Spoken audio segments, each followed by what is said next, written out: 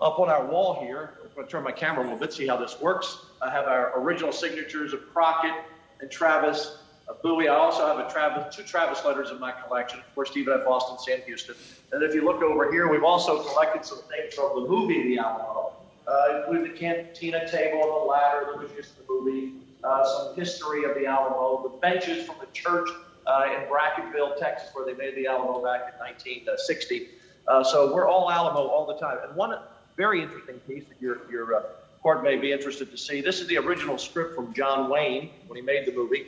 And there's a notation on it that says lightweight guns on horseback. So, when they're on horseback all day, they usually wear balsa wood guns, not the real guns be a little heavy on a 10-hour day of shooting. So we're all Alamo all the time, the history of it, the history of how it's become a story. And I'm so excited, Judge and Commissioners, with the new plan that we've seen, which was a compilation of work again from everyone from the mayor, the Alamo Trust, to the land commissioner, to the commissioner's court. Everyone stepped up, and I think we have a plan when Commissioner Bush and myself were down there with you, Judge, back on April 16th, that we can all be very excited about. There'll be some tweaks and twists, I know, as we go through the process, but we're going to have a world-class visitor center, a museum, a world-class exhibit for people from all over the world, as they do now, to come and see. And I think it's going to bring tremendous economic impact to Bexar County and to the city of San Antonio itself. You were talking about money. I'm very grateful on behalf of the state that the Commissioner's Court, not just what you've already spent, but the commitment of $5 million a year for the next 5 years.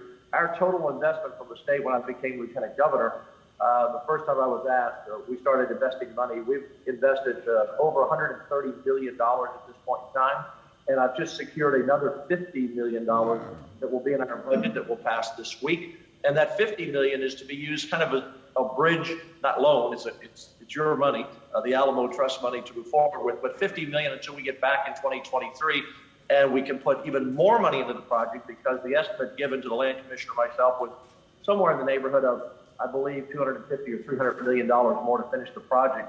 And early on, Judge and Commissioners and those watching, I know we had a lot of great citizens who were going to raise money for this project, and I still think we need to raise money for specific areas in the millions of dollars. But I didn't want the project to be held up because we were waiting for another 50 or another 100 million. It would be kind of a stop and start. We need to get started and finish the project.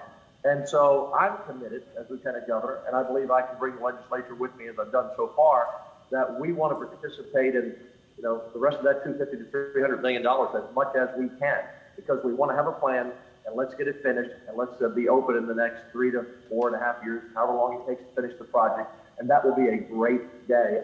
The first time Judge ever came to Texas was in 1979. I was working in Washington, D.C.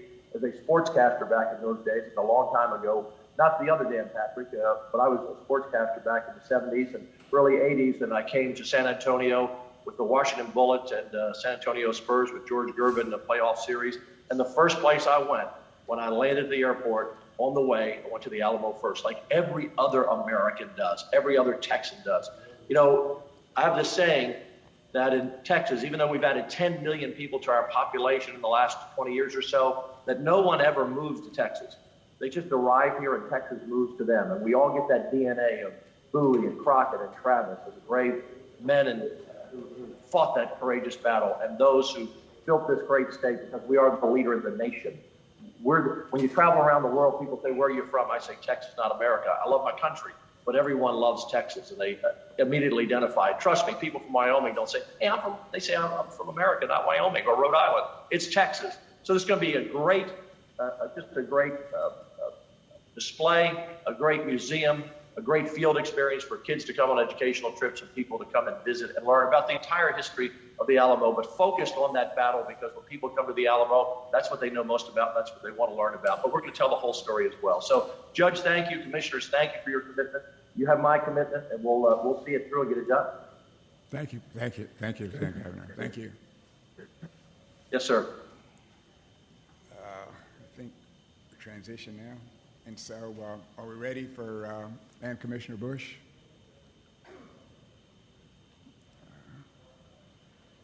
I'm ready to start. If that's okay, Judge. Yeah, good to have you Judge, here. thank you. Awesome. Well, thank you all for welcoming me in the land office. I want to join the Lieutenant Governor for his request for Bexar County to continue to support this historic and valuable project, not only for the future of the grounds of the Alamo, but for the future of the state of Texas. I know that many of you on the court, including the judge, have dedicated a considerable amount of time and have been thoughtfully, part of this process from the beginning. And I just want to thank you for that commitment as we move forward and discuss a capital commitment from the county. And so I sincerely appreciate your leadership and for listening to us today. As the Lieutenant Governor outlined several years ago, we initially sought an appropriation of $30 million to deal with the immediate remedial needs of the church and the Long Barrack, which are two of the remaining original structures from the compound itself. And then in the 17th session, the Lieutenant Governor led the effort for a historic $100 million appropriation, not only for the deferred maintenance needs that we had on the church and Long Barrack, but to begin the idea of housing Phil Collins, securing more space and deference to the grounds itself, and reminding the millions of visitors that come to the grounds of the Alamo every day that this was a military compound that stretched from the Woolworth building all the way to the backside of what we know now as the Alamo grounds, and on the north side, as far north as the federal courthouse and south to the Palisades. So a lot more spatial recognition of what the Alamo was and what we hope will be in terms of where modern development has come upon the grounds itself. So we know that this is very ambitious, and as the Lieutenant Governor pointed out, there's been twists and turns, but we're all committed to the same idea, and that's to make sure that the Alamo is around for our children and for our grandchildren to enjoy, and that they have a heightened sense of understanding of what actually went down during that battle, during that critical moment in Texas history that helped to redefine American history and some would argue world history. The Lieutenant Governor also outlined in his remarks that he is working and leading and championing the effort to secure even more funding and is a significant round of capital to get us to the next stage, and that's the Museum and Visitor Center, a Texas-sized center that would, in the future, not only house the Phil Collins exhibit, which is a contribution he made, and some estimates put that collection at about $30 million, but also the private collections that exist around the state and the country that would love to be displayed on the grounds of the Alamo, not to mention reuniting the Daughters of the Republic of Texas and their collection that they house in downtown San Antonio. So there's really a lot riding on the commitment from the city and from the county to make sure that we're completing the 1836 game plan here. So with that, I wanted to wind it up and open the floor to your questions, but I really appreciate the county's commitment and your leadership. You know the economic stimulus that's associated with tourism, and we call it heritage tourism at the land office that attract people from all over the country. People are really excited now with COVID largely behind us to be able to travel and visit incredible sites like this one and to spend a lot of money and put heads in beds, which I know benefits the county. So I know that you will recoup that capital very quickly, and the state will have your back alongside of your commitment. So again, I thank you all. I thank the Lieutenant Governor for his tremendous passion for Texas history, and should you have any questions, we're open to address any of them. Well, thank you very much.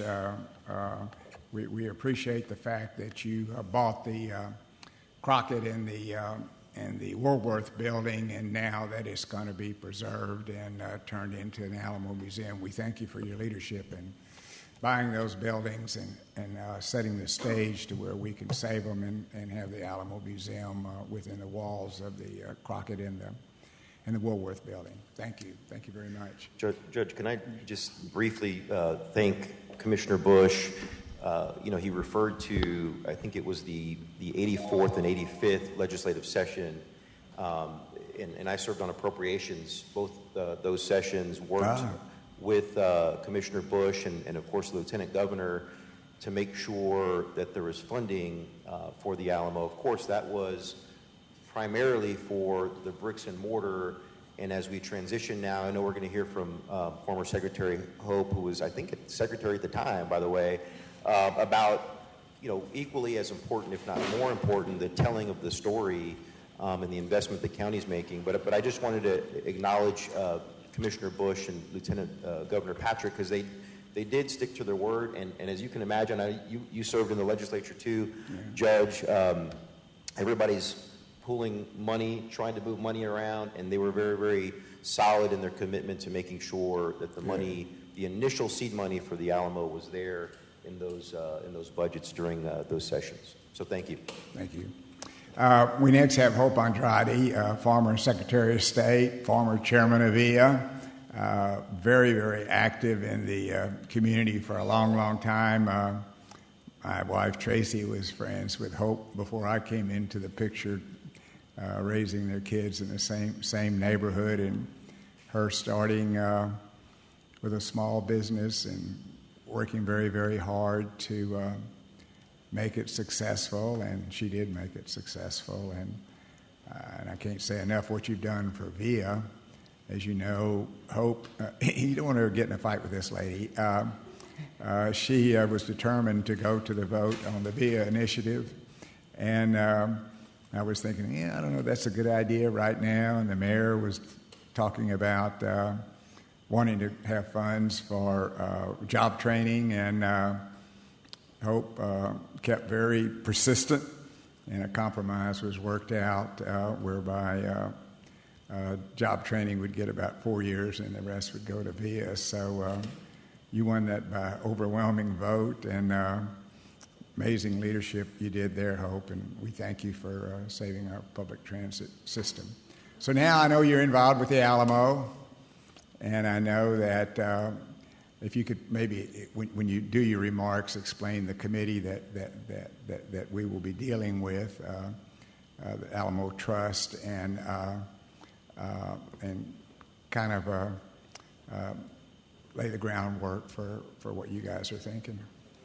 Well, thank you so much, Judge, for that kind introduction. Judge Wolf, commissioners, and staff. For the record, my name is Hope Andrade, and I proudly serve as a board member of the Alamo Trust. Judge, I have to admit this is the first time that I'm in this beautiful building. Oh. I think the last time that I came before Commissioners Court was during my time at the Texas Department of Transportation as a commissioner. So thank you for the opportunity. But I want to first start off by saying thank you for your time, thank you for your leadership, and for your consideration of this critical request on behalf of the Alamo Trust Board of Trustees. We greatly appreciate the opportunity to present to you the Alamo Plan. You know, this is truly a historical day and an example of what is possible when we all work together. You've just heard from our state leaders on their support of this project and the appreciation for your consideration of joining us on this effort. We're standing in a place where we have the city, where we have the state, and the county all working together. What an amazing team to be able to move this project forward. I'm excited and certainly optimistic about what the future holds for the Alamo. After years of planning and discussing and many stops and starts, I believe that we can finally make the Alamo Plan a reality with your help. Today, we will talk about the opportunity before us to leverage our dollars in a very strategic way to help jumpstart our state and local hospitality industry as we emerge from the pandemic stronger than ever. The total economic impact that this project will have on our community will certainly include a significant return on the county's investment. We strongly believe that this commitment from the county will be a very powerful signal as we begin our private fundraising efforts, which we intend to do with great urgency, as you will hear from our Executive Director, Kate Rogers, in her discussion. As you mentioned, Judge, I'm part of the Alamo Trust Board of Trustees. Chairman Wilson could not be here today. He sends his regards. But we also have, I believe on the screen, you'll hear soon from Dr. Francisco Cigarroa, who is also on the Board of Trustees. And he's actually on vacation, but he wanted to call in and just to say thank you and to make a couple of comments. So I'm not sure if he's on. Are we ready for Francisco? I'm here. There you go. Talk to us, guy. Go right ahead. Good morning, Dr. Cigarroa. Good morning. Forgive me for my attire, but I'm here at South Padre Island. I promised my children and my granddaughter that we give them a week over here, so forgive me for my attire. Thank you, Hope, for that introduction. And Judge Wolf, it's always a privilege to be before you and to be before the County Commissioners Court. I'm absolutely thrilled to join all of you to give you my fullest support for this incredible project before us. I joined the board of the trust with the hope that we would be able to deliver to San Antonio and the state a world-class visitor experience worthy of the Alamo and all that its history represents. I believe that the conceptual plan you're going to see today is a very strong first step in that direction. Our goal moving forward will be to work with key stakeholders across the city, across the county, and the state to build a comprehensive narrative that will tell the full story of our rich and diverse heritage. It is so important, not only for the ancestors of all of us, but also for future generations. As Hope mentioned, this investment would help us to continue moving forward, which I feel is a critical moment at this time. This spring has been filled with events which have been very helpful to us to build the momentum that we're currently appreciating for the Alamo plant.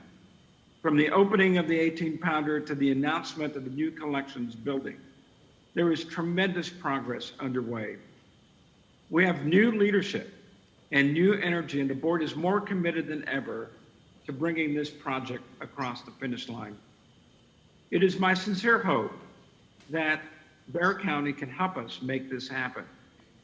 I am truly grateful for your time and for the opportunity to share with you where we are headed.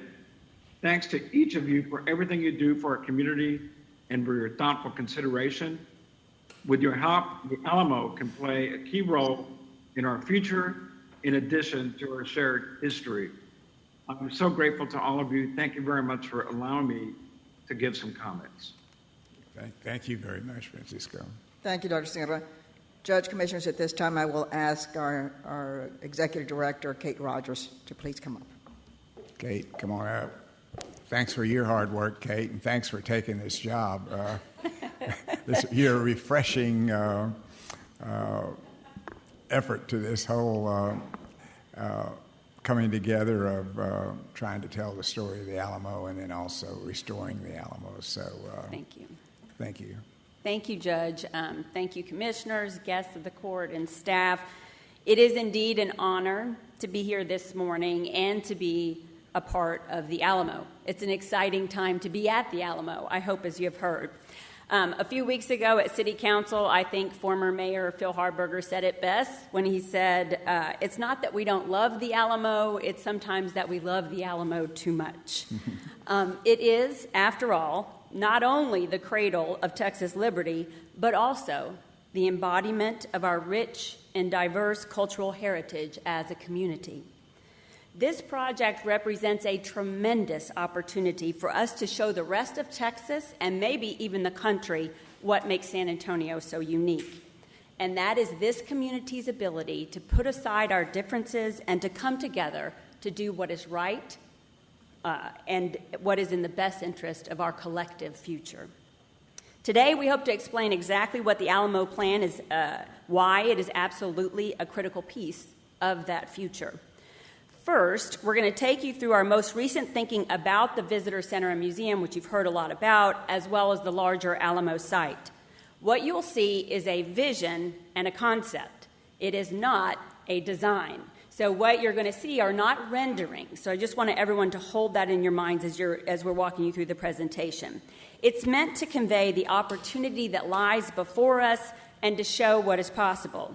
It does incorporate, as you've heard from the judge, critical community feedback such as the need to repurpose the Crockett and Woolworth buildings, but we're just in the beginning stages of the project. And in fact, your investment would allow us to take that critical next step to move from conceptual to design. Next, after that, we'll take you through a preliminary economic impact study that shows the potential return to Bexar County and the state in terms of incremental tax dollars, increased tourism, and job creation. It is our belief that the Alamo, as the state's #1 tourist attraction, has a critical role to play as we rebound from the pandemic, and as Hope said, come back even better and stronger. And finally, we're going to take you through a high-level process to explain how we'll go about crafting the narrative for the site. Questions abound about the story that will be told at the Alamo, and it is our intent over the coming months and weeks to work with a team of experts, including Dr. Bruce Winders from the county, as well as stakeholders from across the city and the county, to craft an inclusive and historically accurate narrative that tells the complete story of this sacred site. It is this narrative that will inform all future exhibit design and interpretation. Through the eyes of the diverse people who lived, worked, worshipped, and died at the Alamo, it is our goal to create a visitor experience that is truly worthy of the Alamo. And with that, I'm going to welcome our program manager, Patrick Gallagher, to come up and take us through the vision. We're thrilled to have Patrick on board. He is one of the world's foremost experts on creating engaging and educational journeys at historic sites around the country and the world. With more than 30 years of experience in the field, he has led a wide array of projects from the Visitor Center at Gettysburg to the National World War II Museum in New Orleans. And he always leads with a strong emphasis on the importance of community and stakeholder engagement, making sure that through the process, all voices are heard and incorporated. So please welcome Patrick Gallagher. Thank you, Kate. Good morning, Judge, Commissioners, and everyone here in attendance. I couldn't be more honored to share with you, as Kate had mentioned, a vision of what we think can happen at the Alamo to bringing back the respect to this very important national treasure. It's a treasure for San Antonio. It's a treasure for the state. But believe me, this is a very significant part of American history, and we want to see this site come back to life with the respect it deserves. So what I want to show you today is just, if you will, a roadmap for how we're going to move this project forward. We're thrilled to be working with the city and thinking about the entire site and thinking about the guest experience from the moment they arrive to the moment that they engage with the plaza, the church, the long barracks, and ultimately the new museum and visitor center. All great projects take a vision statement that will move it forward and keep us course-corrected as we move through the complex process of creating the story and then ultimately the design. This is a chance for us to give voice to the many people who were involved in the Alamo and who are often disregarded. The stories of Native Americans, the stories of African Americans, the stories of Mexican Americans, everyone who have traversed, lived, or participated on this site throughout history is an important part of understanding what the Alamo means to this community. And we want this story to be comprehensive and move through the careful consideration of looking at history in an authentic and very honest way. So working with the diverse viewpoints, working with the best scholarship, working with the world-class collections. As we know, the Phil Collins collection is anchored to that, but the Alamo also has collections, and we know there are other collections out there that will come to be part of the story. We'll be thinking about the diverse engagement on-site, meaning all the points around the plaza and as visitors approach the plaza, in the gardens around the long barracks and up to the church. All of those moments need interpretation. So while we're focusing a lot of energy today on the visitor center and museum, be reassured that the site will get the same level of respect and interpretation. And how we'll do that is through a wide variety of techniques and opportunities to bring physical interpretation in the landscape, all the way up to virtual interpretation so that visitors can see the entire project through virtual engagement on site. We're looking today to moving forward with the story. The story is the most important foundation for creating a new museum and visitor center. And we'd like to look at the broadest context of story here. What was this site? Who occupied this site through the many centuries of time, the events of the battle, and post the battle? How did this site continue to influence the diverse culture of San Antonio all the way up and through the events of civil rights at the Woolworth Building, and all the way up to today? The voice of this community should be heard in how this story is told. We all know that the site is a complicated site, and while we have some very valuable historic fabric left, our mission is to really work to get visitors to understand not only how the site evolved over time, but what happened during the battle, post the battle, and how today we can engage in dynamic storytelling on the site. We want to really encourage, working with the city, a pathway to the plaza, if you will, a promenade that will allow us to begin to interpret. So from Commerce Street, we're creating a point of arrival that will welcome the guests to this site, and as they move up the plaza, create opportunities for interpretation where we can introduce the storytellers, the people who participated on this site, not just from the battle, but the introduction of the Native American people, the indigenous inhabitants to this site, the missionaries, the soldiers. These are our storytellers. These are the people who will interpret the events of the Alamo. Once they arrive on that site, at the South Gate, we'd like to recreate part of the South Gate so that the visitors understand you have now arrived at this very significant site. They will have engaged in interpretation as they've come to the plaza. So this sense of the moment that I arrive and look out onto the cenotaph, throughout the site, we want to create opportunities for interpretation. The temporary installation of the 18-pounder will ultimately result in a permanent installation so that the site has storytelling for the interpreters that can engage with the public. The outside needs to have dynamic interpretation. The chance for us to bring back some of the weaponry that was used on site so that you can really understand the events of the battle will be important out on the plaza, but it's also about talking through and with the visitors about who these individuals were. Who were the people that participated on this site? Bringing the long barracks back to life, looking at an opportunity to show visitors what the original character of the building was like. We think we can do this physically and potentially virtually in a very dynamic way.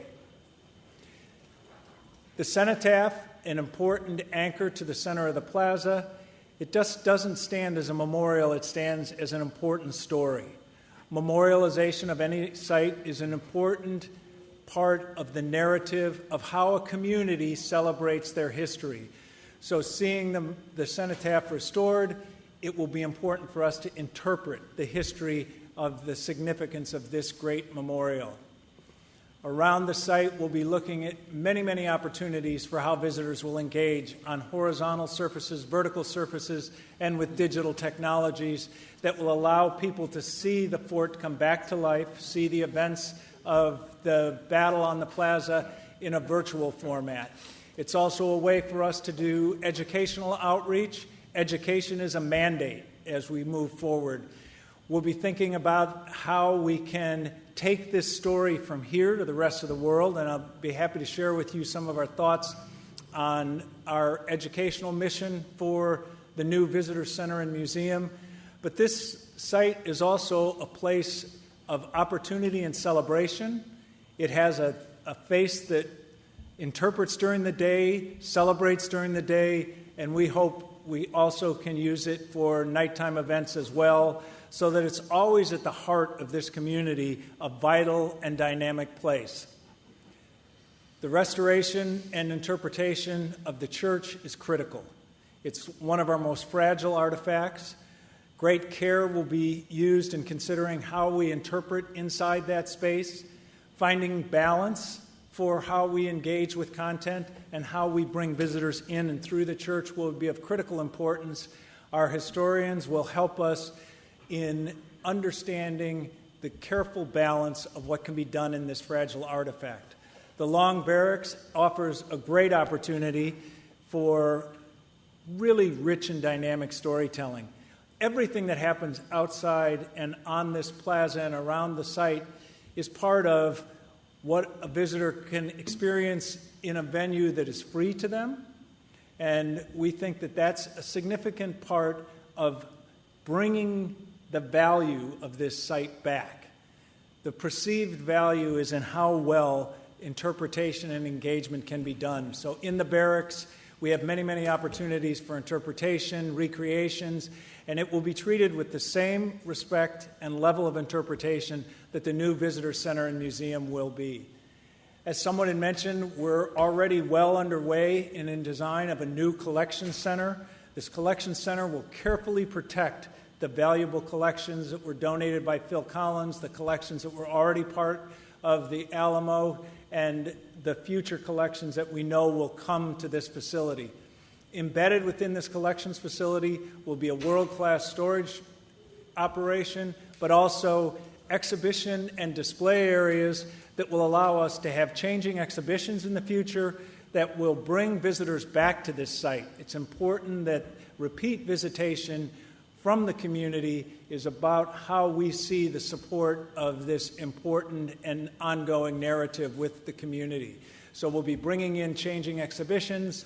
We'll be looking at opportunities as well to use the site in more dynamic ways for events and programs. Along with the design process, we're building a very sound and responsible business model for this project. We believe it can be a self-sustaining project, so looking at opportunities for how it will generate its own revenue and become a sustaining business model is as critical to the process as creating design. We're looking at the opportunities of Alamo Hall becoming a dynamic education center.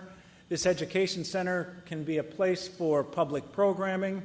We see an opportunity to put a broadcast center here so that we can take our stories and our programs and broadcast them across the nation and around the world. We want as many, if not more, virtual visitors to come to the Alamo as we have physical visitors. So the education center will be an important part of telling the rest of the world that Alamo is a world-class educational experience, and what they can engage with here is the best of history and the best of interpretation. Using the site and the gardens for special programs will continue. It's an important part of what the Alamo has meant to this community. It will continue to be a part of what we can do with the gardens. Now let's take a look at the potential of a new visitor center and museum that will be housed in the Crockett Block and Woolworth buildings. We studied this carefully because these buildings are sentinels of history. They've been on this site for many, many decades and are an important part of the ongoing narrative of what's happened post the Alamo, and we believe an opportunity to bring them back to life and breathe new interpretation into these buildings would be critical. And Kate mentioned, and I will ask all of you, these are not designs, these are what we're using to explore the opportunities in this building. The Crockett Block is the far end of the building, and the front at the corner here is the Woolworth building.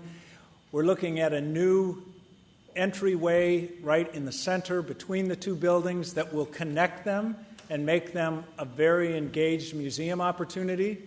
We're also looking at an addition to the roof of the building so that as we bring visitors through the building and up through the museum, the culmination of their visit will be up on a rooftop viewing deck, looking down onto the plaza and engaging in all the activities that are happening in the plaza, an event space that will generate revenue for the Alamo Trust for long-term operations will also be a part of this new rooftop addition.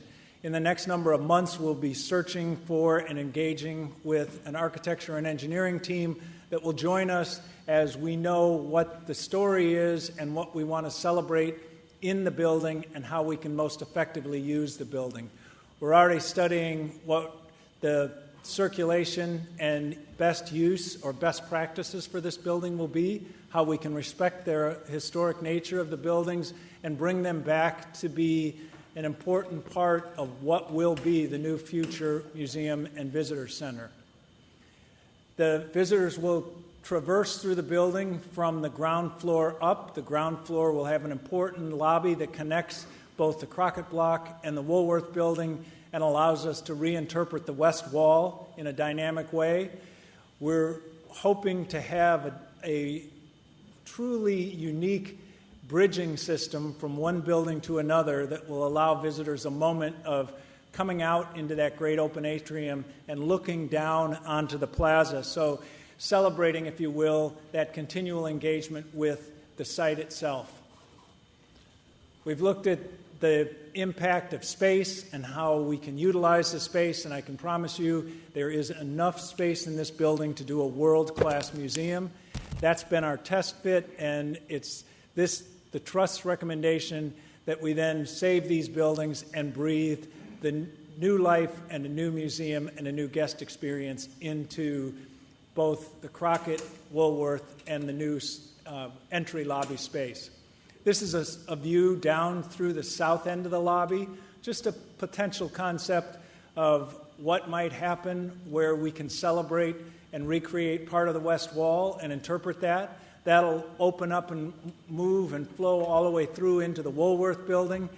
Off to the right, an opportunity to bring visitors into a very dynamic theater. In thinking about our business model, we want to think about how we can embrace all audiences that come to this site, even those with limited time frames. In thinking about how to connect the Crockett Block and the Woolworth, we're exploring a bridging system so that as you leave one gallery and move to another gallery, you'll come through a large open atrium, be able to look out onto the plaza, look down and see where the west wall of the fort really was, and continue on and through the space. We'll be looking at all the opportunities to use the existing window systems in the Woolworth and the Crockett to engage in outdoor views so that everyone understands it is important to understand the story and the engagement inside, but it's all connected to the overall site. We are looking at an important and dynamic theater. We know that a portion of the audience that are visitors to San Antonio are visitors who are coming for conventions and often have limited times. So using this theater, we have a chance to bring visitors who have a more limited time and really give them the entire Alamo experience so that as they come to San Antonio, they too can say, I had a powerful experience at the Alamo. This theater will use all the latest technologies and techniques to bring the drama of the historical narrative to life. We'll then begin to look at each of the galleries that explore the layers of history through unique opportunities with exhibitry, multimedia, and collections, thinking about how we can use virtual technology to be able to get young people to understand what the fort was and how it really interacted during the battle, post the battle, and as we cherish and protect it today, they'll see that through an evolution of time. Again, reinforcing that this story must be told through all the diverse voices. Sometimes stories can be challenging, sometimes stories can be painful, sometimes stories can be rich and dynamic. This museum needs to celebrate all those voices. When young people come to museums today, they want to see someone in a story who looks like them, who looks like their family, so that they can say, I'm a part of that story. This is our chance for the diverse communities of San Antonio to see their voices and see their families back in this museum. Just a shot of what we might be able to do in those buildings. We have incredible high ceilings, so the exhibits can include high bay projection, integrated collections and modeling, integrated interactive media so that all visitors can explore and learn at a comfort level they feel is appropriate to them and really take them on a journey of discovery. Reinforcing the story will be the rich collections that we have. Collections are why people come to museums. They want to see something real. So the documents, the three-dimensional artifacts, will all be part of how we can tell stories in this new museum and visitor center. As they move through the museum, we'll be taking them through a chronology of time. The story after the Alamo and all the way up to today is an important part of the founding of Texas and Texas history. We hope that from here, visitors will explore the other important historic sites around the state. From those sites like San Jacinto Monument, Washington on the Brazos, let's engage those sites so that as visitors stop in those important moments of history, they'll think about coming back to the Alamo as well. So broadening our view of the greater Texas history, and then taking our visitor all the way up to the new rooftop viewing deck is about celebrating the legacy of this history both in the state and in the nation. The chance for our visitors, as they've gone through this rich and dynamic story, to now look down on the site and encourage them to get back out onto the site and really now understand all those significant buildings and places through a completely different lens is the chance to use that rooftop as a way for them to look onto their own virtual map of the site and really encourage a much more engaged site as they exit the building and go back out through the plaza. An important part of our Woolworth history is the lunch counter legacy. We really see a chance for this building to celebrate an exhibition on the lunch counter experience of civil rights here in San Antonio. There is a dedicated space in the building. You can see where the lunch counters were. So we see this as an opportunity to really tell that story. We have an opportunity off the side of the building to bring visitors in through their own entrance. This would be a free exhibit to all the public. So from the main lobby or from an exterior access way, we'll be working with the community to tell the appropriate and engaged story of lunch counter history and civil rights history in San Antonio. That's why part of the reason that the Woolworth building needs to be preserved and needs to be embraced, because it's an important part of the legacy of history in San Antonio. So we're thrilled to think about the future of the Alamo and bring the level of respect it deserves back to San Antonio. But we also are thinking about how this will impact the community economically. These next few slides will show you what an important investment this project can bring to the community. This is through a 7-year projection, through construction and operation, based on the current attendance. That's not even thinking about an expanded attendance, which we know will happen because the reputation this new project will bring more visitors. But this is impact on the county at a very high level, so you can see the economic output, employment, and taxes on a 7-year span. This is the impact just here I apologize, this is state level, this is county level. So again, a very solid investment in what the Alamo can give back to this community, as well as at a high level, the impact of tax revenue during construction, during operations, and long-term tourism impact. So this is a solid investment for this city and this state, and will continue as a strategic partnership to give back to the community. And lastly, I'd like to talk about the next steps, because the next steps are important. The next steps are about creating story. We must get the story correct. The story is how you guide the vision of creating a new museum. Through the support of many, many historians, we will begin to craft the narrative. But in that process, we must consider who our audience is. We must engage in a very iterative process within the community and a very open-door process. And we really are encouraged to collaborate with all the different stakeholders as we move through the evolution and creation of this story, because everyone's going to want to stand back at the end of this and say, this was a collaborative process. My voice is in this story and I was heard. And I want to reinforce the true emphasis of personal storytelling as the tool that will engage our visitors. We're going to carefully look at our audiences. Audiences all come with a different lens of understanding. Let's be sure that everyone feels like they can be embraced on this site and take their own personal journey. We're going to look at an iterative process of creating story through time that touches not only all of those individual stories, but tells history in an appropriately correct narrative.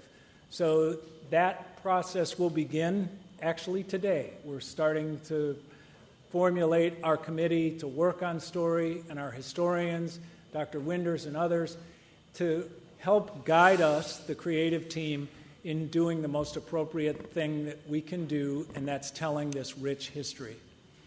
We are really emphasizing collaboration within the community. This will be a very open door and transparent process. You'll see us probably more than you'll want to see us as we come back to show you all the exciting things that are going to happen on the site. And again, our strong emphasis on knowing those big stories, but let's find all those small individual stories that no one's ever heard and give them a voice in this museum. So I thank you for the opportunity, and I want you to know that the funds that are being voted on today are part of our ability to move both the design and management forward over the next 2 years so that this project can really get the momentum it deserves and really see the vision of the future in the entire Alamo project. And it's with great respect I thank you, and I truly know that this will be the world-class facility that everyone wants it to be.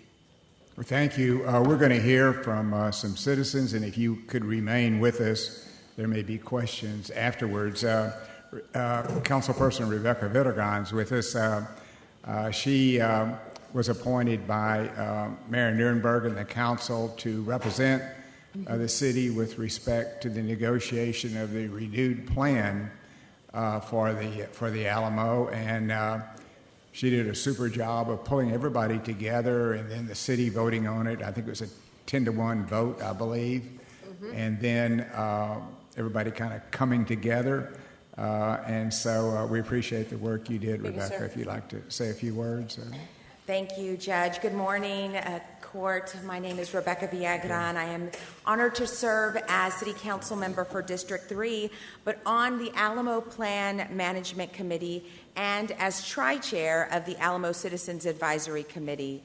I'm here today to shed some light on the work that our Alamo Citizens Advisory Committee has done and briefly remind you of how the project partners have gotten to this point. Your consideration of investment today to our Museum and Visitor Center is absolutely critical. And again, Judge, speaks to the collaborative effort that we, the county and the city and others have worked on in the past. Before I start, I would like to recognize my fellow Tri-Chairs, Aaronetta Pierce and Sue Ann Pemberton. Aaronetta here? Yes, they're right there. Good to see you. Okay. Among the Tri-Chairs, we have a native San Antonian. We have expertise in UNESCO World Heritage issues, historic preservation, and civil rights. Also, our city staff lead, Lori Houston, is here. There she is, and she's been working on this for many years. This started in 2014 when Mayor Castro at the time started working on this. And over the last 6 years, the City, General Land Office, and Alamo Trust have worked on the Alamo Master Plan, and our work almost came to a halt in September, as you all heard, when the Texas Historical Commission denied the city's request to relocate the cenotaph.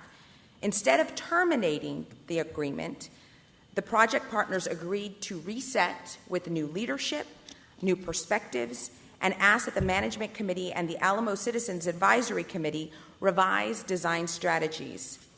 The Alamo Citizens Advisory Committee, as you will see in your handouts, has 30 members, 10 appointed by the mayor, 10 appointed by City Council, 6 appointed by the General Land Office, 4 technical advisors.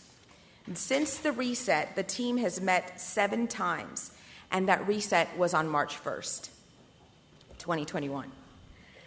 We met 7 times to discuss changes to the plan, which were approved by the City Council on April 15th and reflected and amended and restated in a restated lease agreements between the property owners. These design changes included much of what you've seen already. The cenotaph will be repaired but not moved. The footprint will be delineated by pavers but not lowered to its living surface.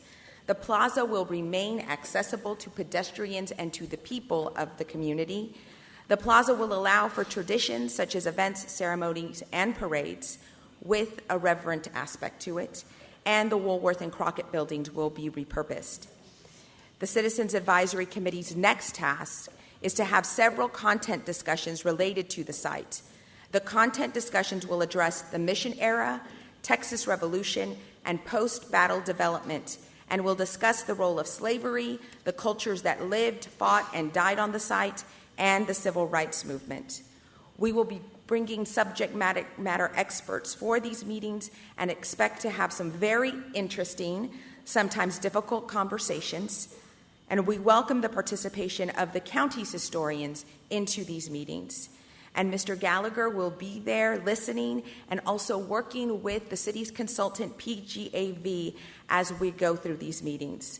The themes are many when we go, and they start June 1st. Alamo, a place to call home. June 15th, it'll be Still Standing, the church and the Long Barrett or Convento. July 13th, theme is A Fight for Independence for some. July 27th theme is Fort Alamo. August 10th is Who's Who, Where, and When, and August 17th is Civil Rights Movement. All of these will be live streamed for the community and also be put together, recorded in documents. Staff has provided you with a copy of the vision and guiding principles that remain our North Star, and this was created by the Alamo Citizens Advisory in 2014, along with an insight from the Alamo Committee that worked together back in 1994. The project partners remain committed to the vision and guiding principles. My fellow tri-chairs and I take our role as navigators and participants to this endeavor with excitement and enthusiasm, but clearly understanding the profound work that lies ahead. The responsibility to tell all the stories.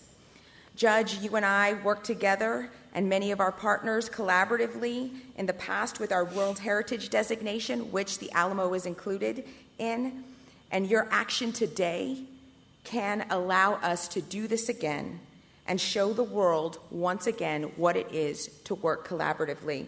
We're truly grateful for your discussion today, your commitment to this transformative project, and we will be available for updates to you when you need them.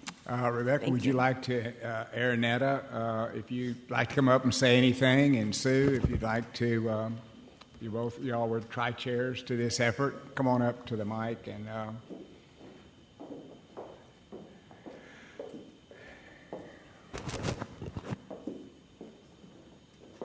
Araneta, good to see you. Good to see you as well. To you, Judge, and to all of you, it is with pride that I look at all of you and almost feel like my children are doing well. With respect to this project, we are totally committed to everything that you have heard and a lot that we've not been able to share this morning that we are planning to do. We're going to work very, very hard. We have great leadership. I want to commend Kate Rogers, the trust, Lori Houston from the city manager's office, of course, all of the trust members, the land office. We're working with everyone. We are concrete in our beliefs, and as individuals, we plan to stick with those and follow them through to see that those principles are inherent in the planning for this. We appreciate your support. Anything that you can do to help us gives us the credibility and the validation to tell our stories with great sincerity, with great truth, and with great honesty. So we are proud to be before you, and we welcome your participation and support, and you can trust us to carry through with the concentration and courage that is required. Thank you. So Ernetta, you should convince Joe to donate his African American collection of rare books to the Alamo Museum. Wouldn't it be wonderful if they would have them? So that's a great idea. And of course, as a fellow book collector, I'm sure you have some that we might want to borrow as well. But thank you. Thank you. Sue, come up. Good morning. My name is Sue Ann Pemberton, and yes, I am one of the tri-chairs. I was appointed in 2014, so I've been here since the beginning of this process, and I also want to take this opportunity to thank you for reappointing me as a Bexar County Historical Commissioner. So I hope playing those roles I can be a link to the county as well as representing the city in our efforts. Our committee is made up of a diverse group of people who have various backgrounds, and every one of them is passionate about this place and passionate about this process. And I'm excited that we're at this point in moving forward. And as Councilwoman said, we're a diverse community with a lot of different people, and we seem to manage to come together. So that's what we have done in the past in writing our vision and guiding principles, and that's what we hope to do in the future. Thank you. Well, thank you, Sue, and thanks for your work on the Historical Commission, too. We appreciate that very much. We have some citizens signed up to speak. Cosme Barcelo.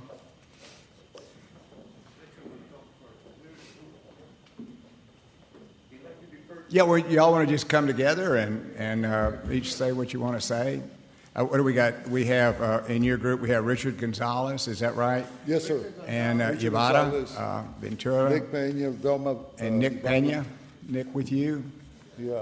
Larry Romo is also going to join us. Okay, go right ahead. Okay.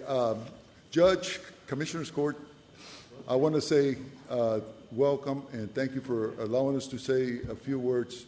I just want to say, remember the Alamo, remember the Alamo, remember the Alamo. That's the John Wayne movie that we remember from the 60s, and unfortunately that's a false perception of our history that we don't want to be perpetuated into eternity. We need to make corrections, and we're here before this court to ask that you all start making the corrections that need to be made. We're not in opposition to the funding. I think that we need to fund the Alamo, the project, but we want to make sure that whatever is funded and represented is done factually with factual history and information. A lot of speakers that have spoke here today have presented information about making sure that it's complete history, but it's not complete history, because we still fight the issue. We just had the 1987 time period, the Alamo 13 Days to Glory, which I was part of the group that was protesting at the IMAX theater because it was not the factual information.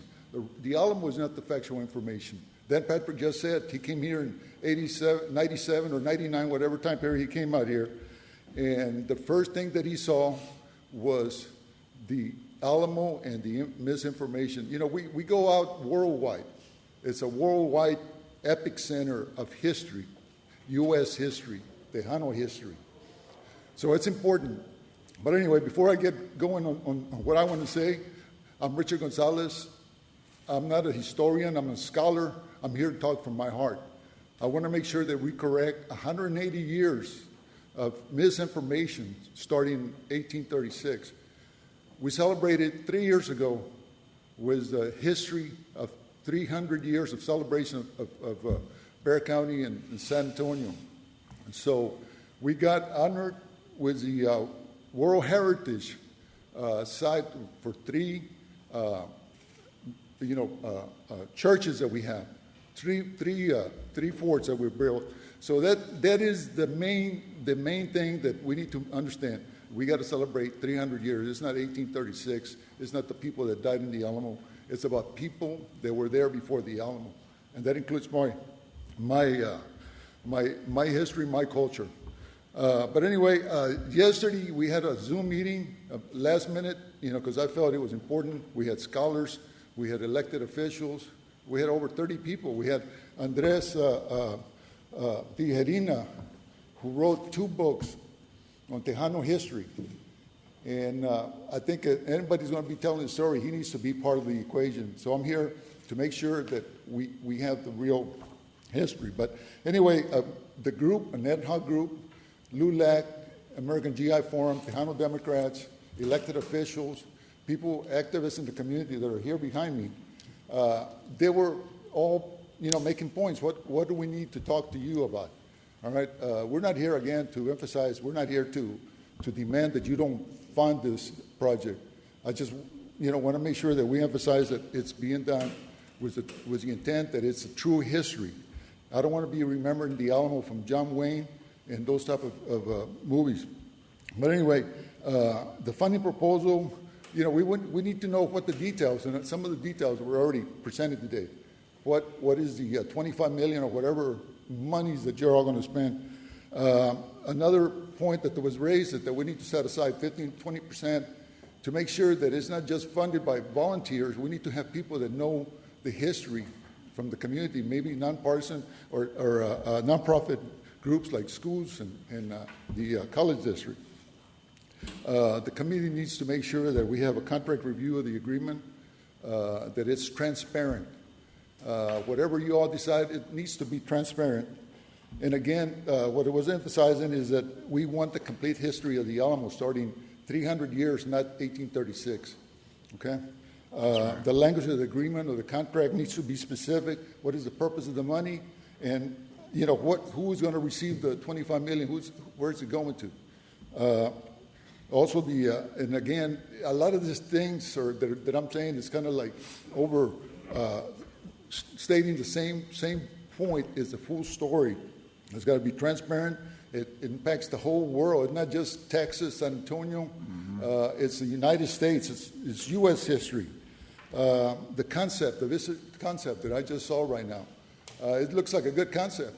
And the speakers talked about that it needs to be the full story, the complete story. And you members of the court here can help us make that happen. Okay? The story, remember, from 1718, it was a Mission de Velero, not the Alamo. So it was not established just because of the 1836 Alamo battle. Why also is that the complete in Texas history should need to represent our current families and surnames living in Texas, living in Bexar County and surrounding areas. The Alamo Museum was our complete Alamo story, must also be part of the Alamo Restore Project. Yeah. Can you give some of the other guys a chance to talk? Okay. But just a point of personal privilege, give them another minute. We've had about an hour of other folks, so just give them another minute to finish up his thoughts, and then. But Judge, we're not here to oppose. We just want to make sure that our history. We want to make sure we have a scholar that has written books that needs to be consulted. Right. But at this point, let me turn it over to Larry. I have a lot more to say, but. Larry, good to see you. All right, well, thank you very much, Judge Wolf. Thank you, Commissioners. My name is Lawrence Romo. I live in Bexar County, Commissioner Court Precinct 1, and thank you for allowing us to speak today. I'm just here for very brief points I'm going to bring up. I'm the National Commander for the American GI Forum. I also sit on the Confederate base Naming Commission. That's a very sensitive. I'm one of 8 people nationwide to rename the military installations named after Confederate traitors, also buildings and streets, and come up with that process. But we have to be very sensitive to the history, our United States history, because it's a very critical issue where we right wrongs that we did in history. And that's one thing I ask for you to do, is to please be sensitive to history. It's a very important process that we're doing today, and that's the key where we can right wrongs in history and do a true reflection of all our ethnic groups, our Native Americans, our African Americans, our Anglo settlers, all the different groups that contributed to this great state that we have. Dr. Andres Tijerina, he was a Vietnam vet. He's a great gentleman. Governor Perry appointed him to do the Tohono monuments. He lives in Austin but has a house at the Grand Hyatt, and he's moving there. So he is a treasure. So please include him in anything, because he is a historian, and it's essential that we get it right. So please do that. Make sure there's some people that want to keep the myths going, and we got to get rid of those myths, and we just got to be honest. So God bless you all. Thank you for what you do. God bless Texas, and God bless Bexar County. Thank you, Larry.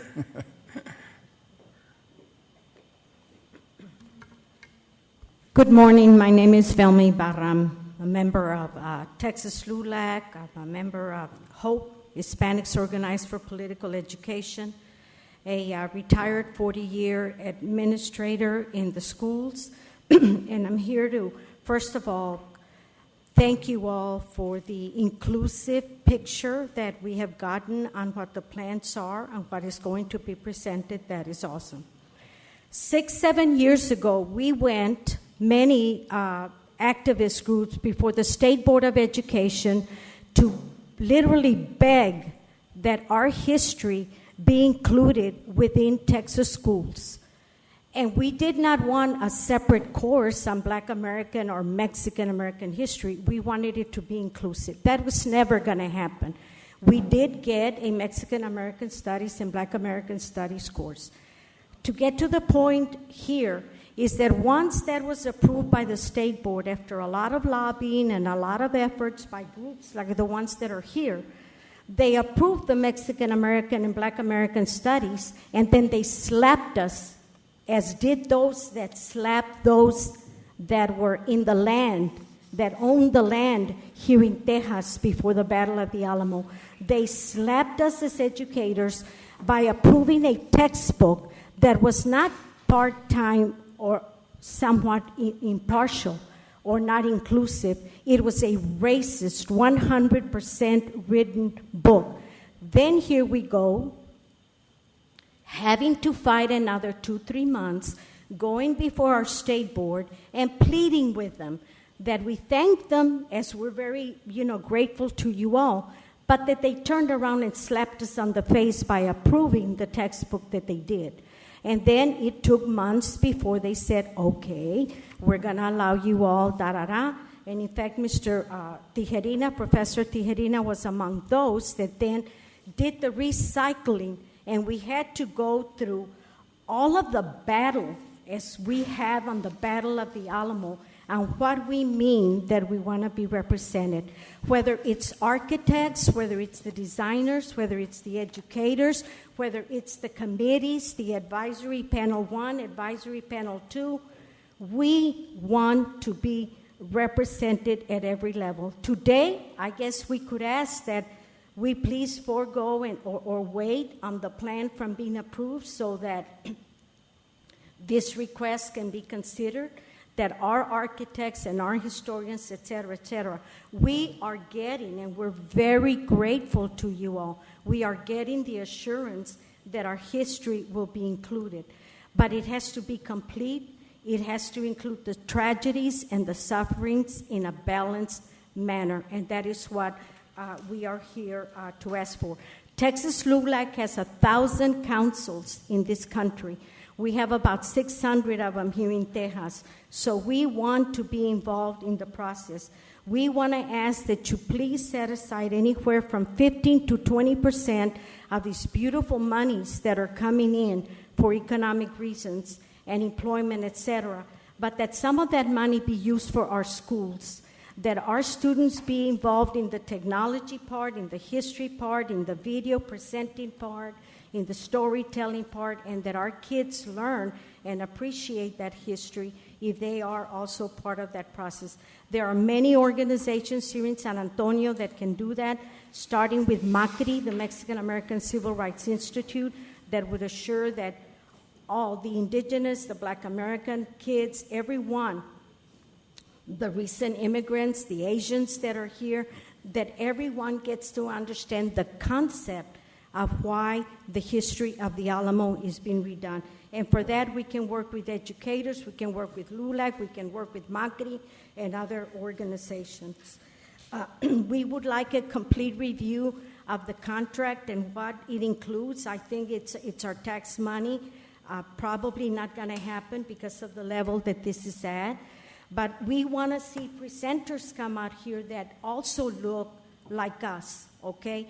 We say, of course, we're going to insure it, but you know what I'm referring to. We want the presenters, the architects, the designers, the advisory committee heads, etc., to also look like us.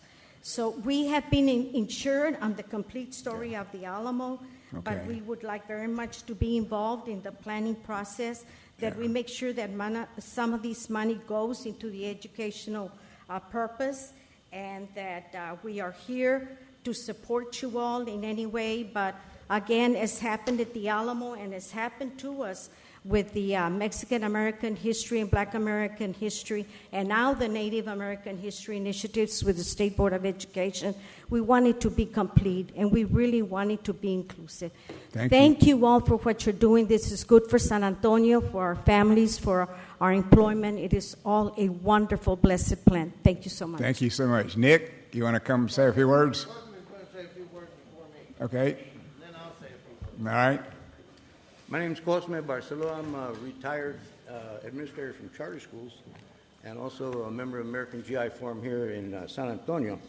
And again, I want to reiterate that we are here to basically support the concept of the museum. We think it's a great idea. But our concern is that it be historically correct and significant.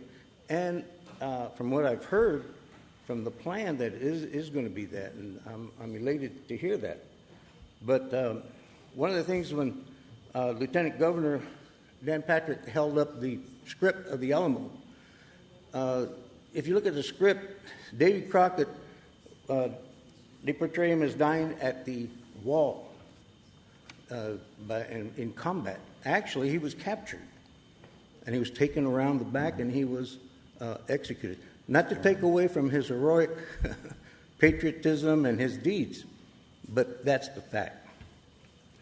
There's another fact, I think, and you might not be wanting individual examples, but there's a woman by the name of Emily D. West. I don't know if you've heard of her. She was a free African American from Connecticut, and she was a spy.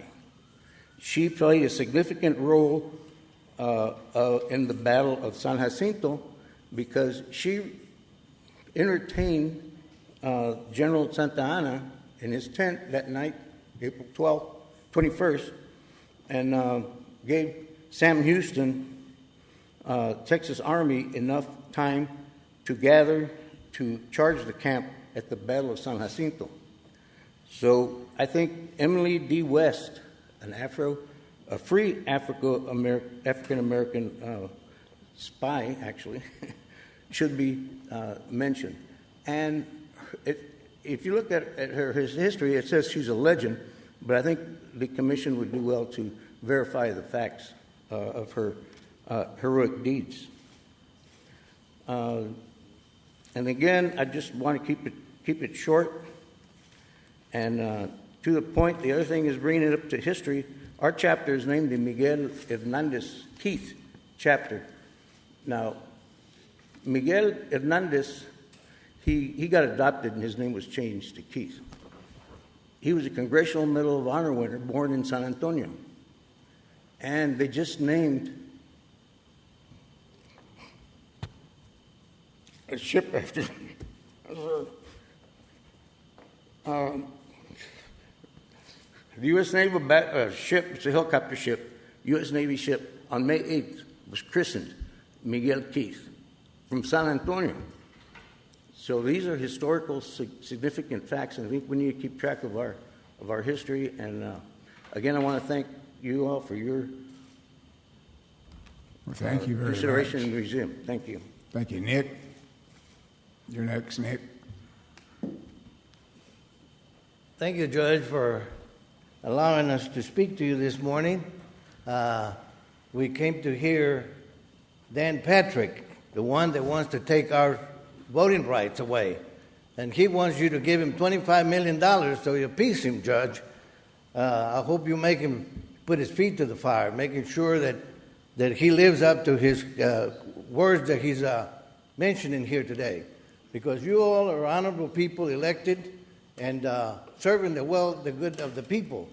Dan Patrick is not serving the people, Judge. He's out there to take our voting rights away, as you know, and arming the whole bunch of people with guns without a permit. Now, that's what we need to be concerned. And probably we'll have another Alamo battle here someday. But anyway, I can commend Trish DeBerry for being right away on the job. You know, the last time I appeared, it was, I think, you, and we got a couple of new members to this committee. This is a very powerful committee. The judge has led it throughout the years, and sometimes we need to come to talk to him because he doesn't let us know what he's doing. Now, he put this item real early in the morning, thinking that probably we wouldn't get up. Well, Judge, we're here. So, see? And well, you don't want to do any business with Nick because he's going to outsmart you. I have Dave Persinski. But we trust you, Judge. Oh. We trust you that you will take care We're going to stay on it. And take care of We're our going to make history. sure. Now, one thing that I want to compliment Trish is that right away she went to business. That's why a lot of people want to be Republicans, because they mean business. They want to make money. So she's appointing Rolando Pablos to a contract, you know, and Rolando is a big Republican, you know, so he's getting some work right away, I guess, to compensate for the expenses of the battle. So we want the Democrats to be able to feel the same way, give us a little bit of contracts once in a while. But most important, Judge, we're here today to talk to you about, and Richard mentioned it, and so did Romo, and so did Velma, that you make sure, somehow, make sure that the language of the agreement, of the contract, be with specific purposes for the money that is being used. See, because you can tell us a lot of things, and if it's not in writing, there is no way you can even enforce it. And maybe someday in the future, maybe 5 years from today or 10 years from today, you may decide to retire, and you're not going to be here to enforce it, to tell us.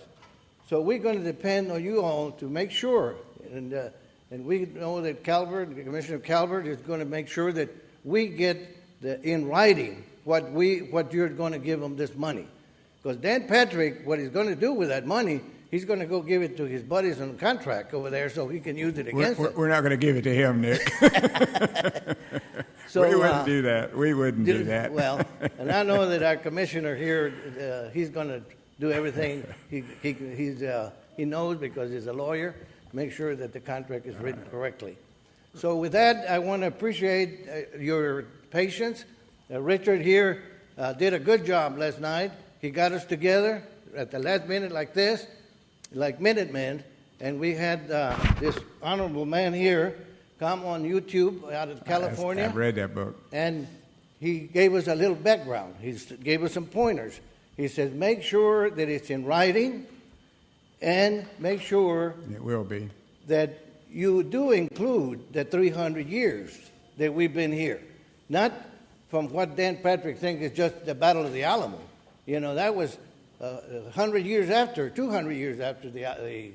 So when you put in there on this design that they have, they say, remember the Alamo and also the mission de Valero. Put it in there because people don't know that this is a mission. Right. And that's 300 years. So ensure that that is in that design, because some of these folks that came here to talk to you, they're already being paid to do this job, and they're going to do what somebody tells them to do. Now, we're going to stay on it. We'll stay on it, Nick. So you tell them that put in there, and also the Mission de Valero. Thank you very much. Thank you. And I got Dave Kraprinsky to speak. Richard? Yeah, Judge, just a final comment. Yeah, you want to wrap up? I guess, what I just want to say is, again, we're here to support whatever you need to do. We just want to make sure that it's a complete history. And the gentleman, I just want to quote him what he said. We must get the story right with historians and scholars, okay? But the point that I want to make is, who decides what is the true story? That's why we're getting involved. We want the story to be right. Thank you, Judge. Stick around, Richard. Richard, stick around. Is Dave Praskunsky here? Stick around. Thank you. Is Dave? Here you are. Come on up, Dave. Come on up.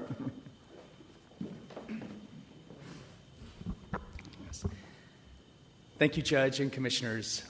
I am Dave Kraprinsky. I'm the interim president and CEO for Visit San Antonio. And you may recall that we have one mission at Visit San Antonio, and that's to bring the world to San Antonio. And as you know, our organization serves as the sales and marketing arm for the city of San Antonio. With that in mind, we all understand the seismic impact the planned Alamo transformation, including a world-class museum. We must protect and preserve the Alamo site, and Visit San Antonio supports the mission for it. After all, our Alamo is critical to our mission, which is to drive visitation to the region. It's a mission that today carries more with it and more significance than ever before. It's been a damaging year, and tourism and hospitality industry in our area has been particularly impacted. The hospitality sector has provided each year $419 million in revenues and fees to all local government entities, and that includes nearly $47 million to Bexar County. It's why the recovery of the visitor industry is crucial to the healing of our economy, including direct revenue and employment numbers. It's also why it's vital that the work on the Alamo footprint, including the museum, moves forward. Judge and Commissioners, Visit San Antonio fully supports the proposal by the county to provide $25 million over 5 years for the museum. That project and the accompanying work being done on the Alamo and the area around it will be a game changer for our destination to help our tourism and economies come back. Your financial support for the Alamo Museum is a critically and vital part of that. I thank you for your consideration of this proposal and encourage you to improve it as we move forward, positioning San Antonio and the county for recovery.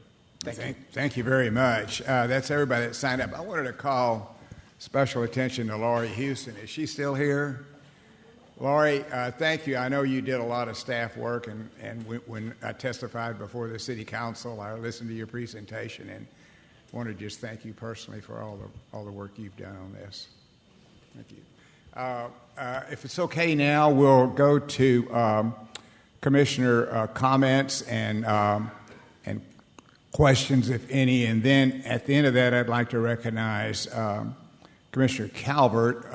This is in his district for a motion, but let's start out with Commissioner DeBerry. She's worked very, very hard on this, and would you like to say a few words first? Sure. Thank you, Judge. If I could have Hope and Kate and Mr. Gallagher come up to the podium. Appreciate you all being here.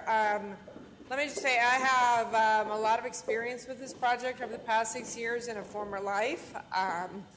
And I will, to quote a phrase, we have come a long way, baby, regarding this project.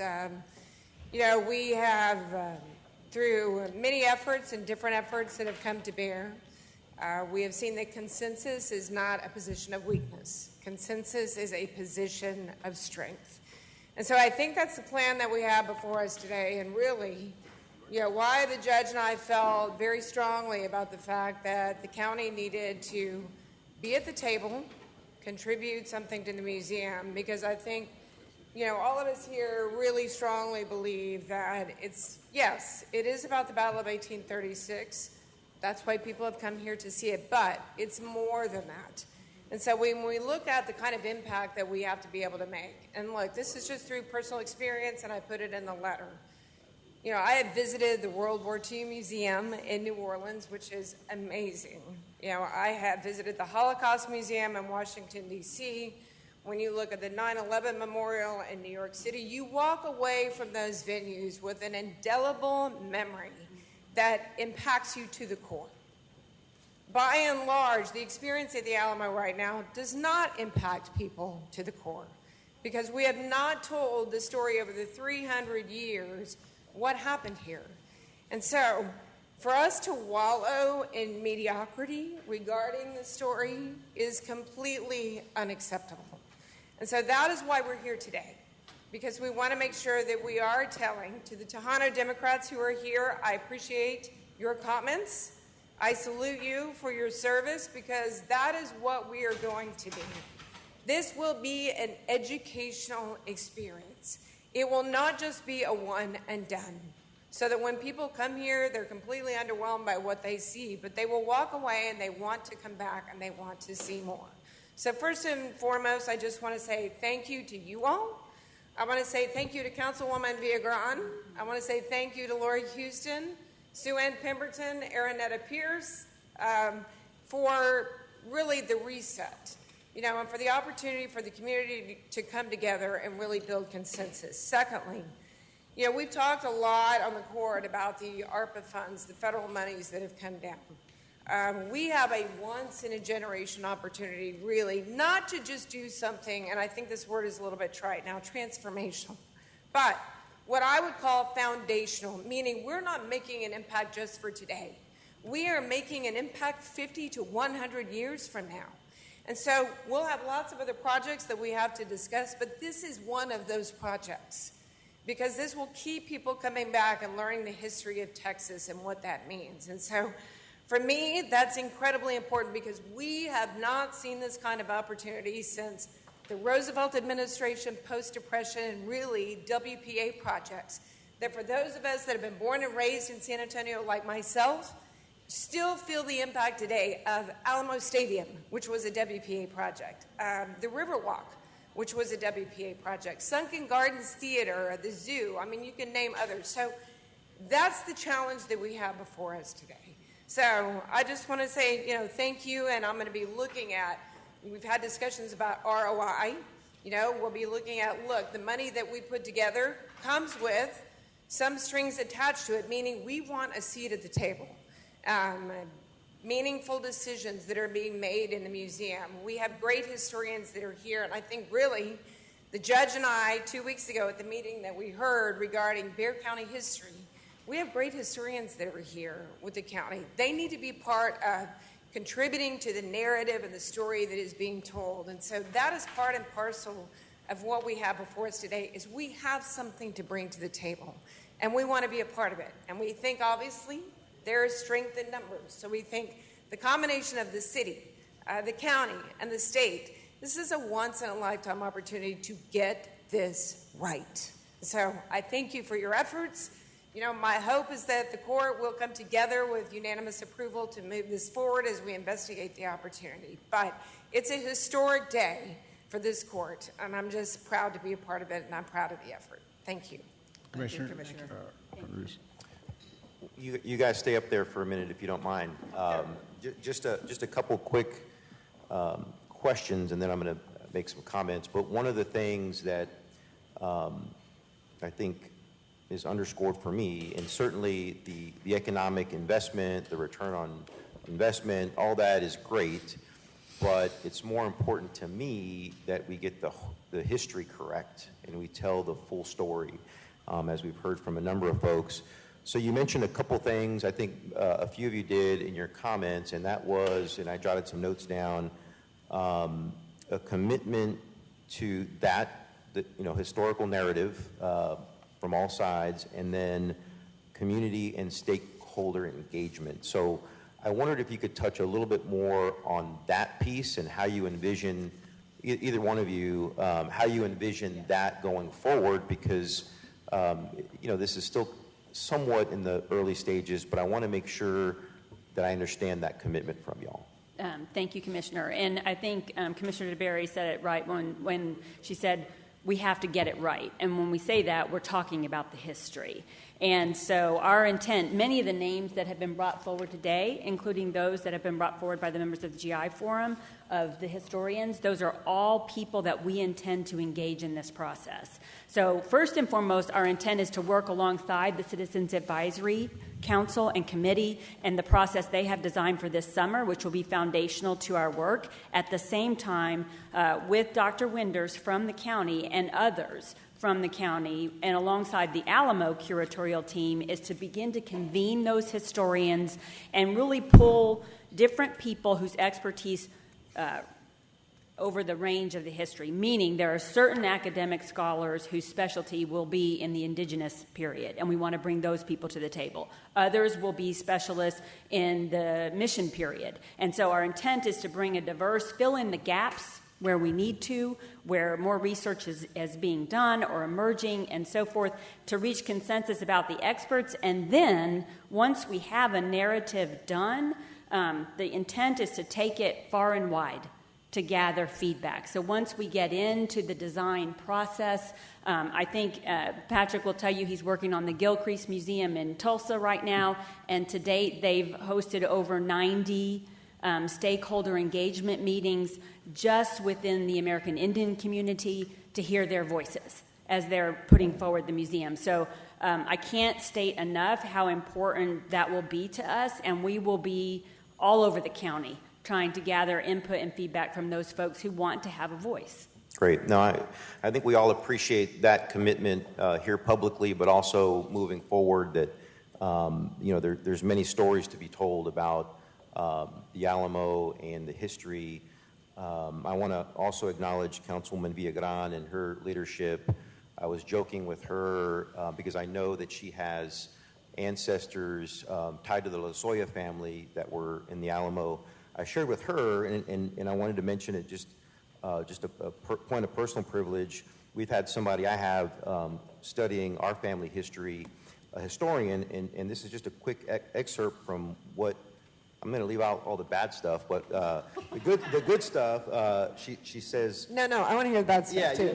I'll tell you the bad stuff later, but she says you have an ancestor named Edward McLean who came to Texas from Tennessee, and whose son, John, married the Bucor family of San Antonio before he married your ancestor, Luisa Cantu, who's your mom's third-generation grandmother, all maternal. Luisa Cantu's mother, your fifth-generation great-grandmother, was inside the Alamo during the battle and survived.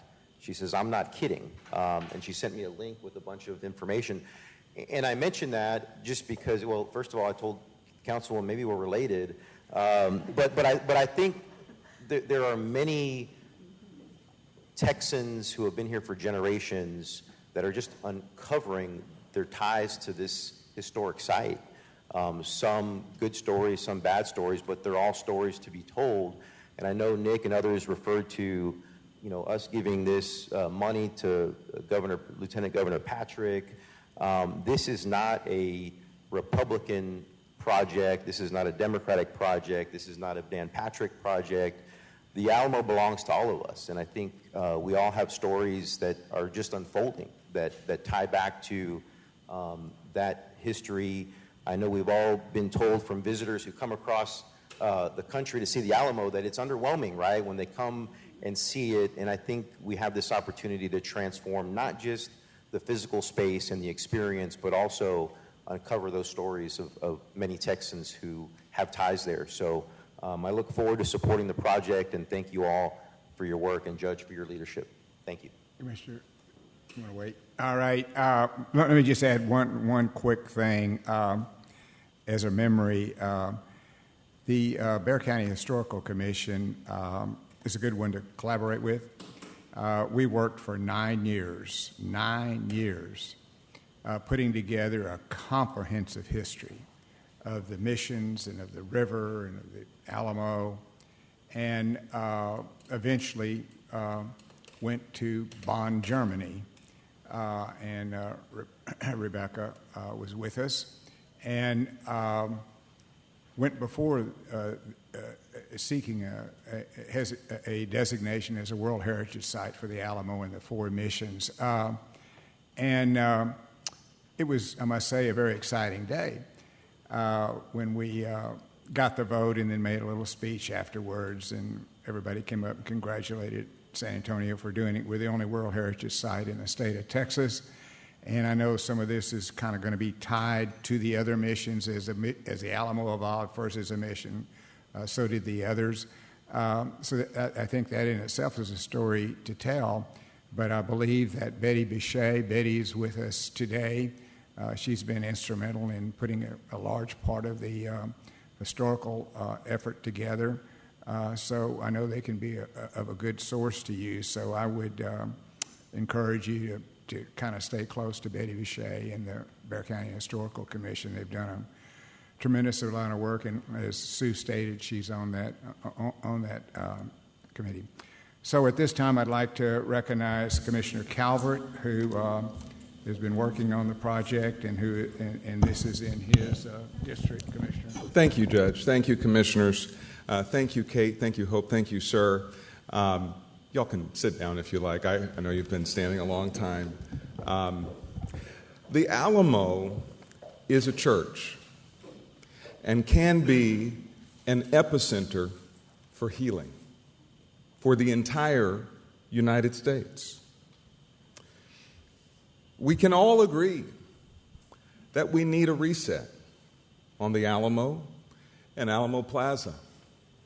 And today, we can mark our city as the epicenter of healing in the United States.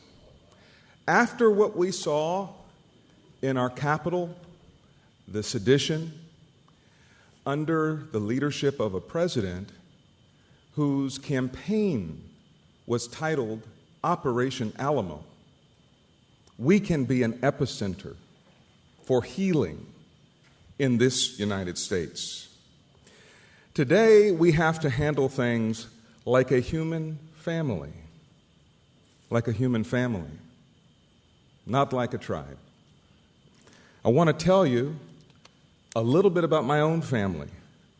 I know Commissioner Justin didn't get into the dirty stuff. I'm about to, for all of us.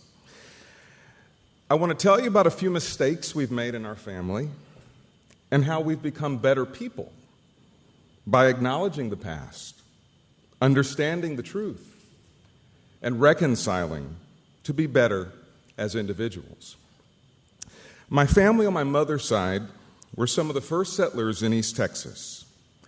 A picture of Gottfried Ellisor, who was white and our slave master, but is also my great-great-grandfather, has sat in my mother's house almost all of my life.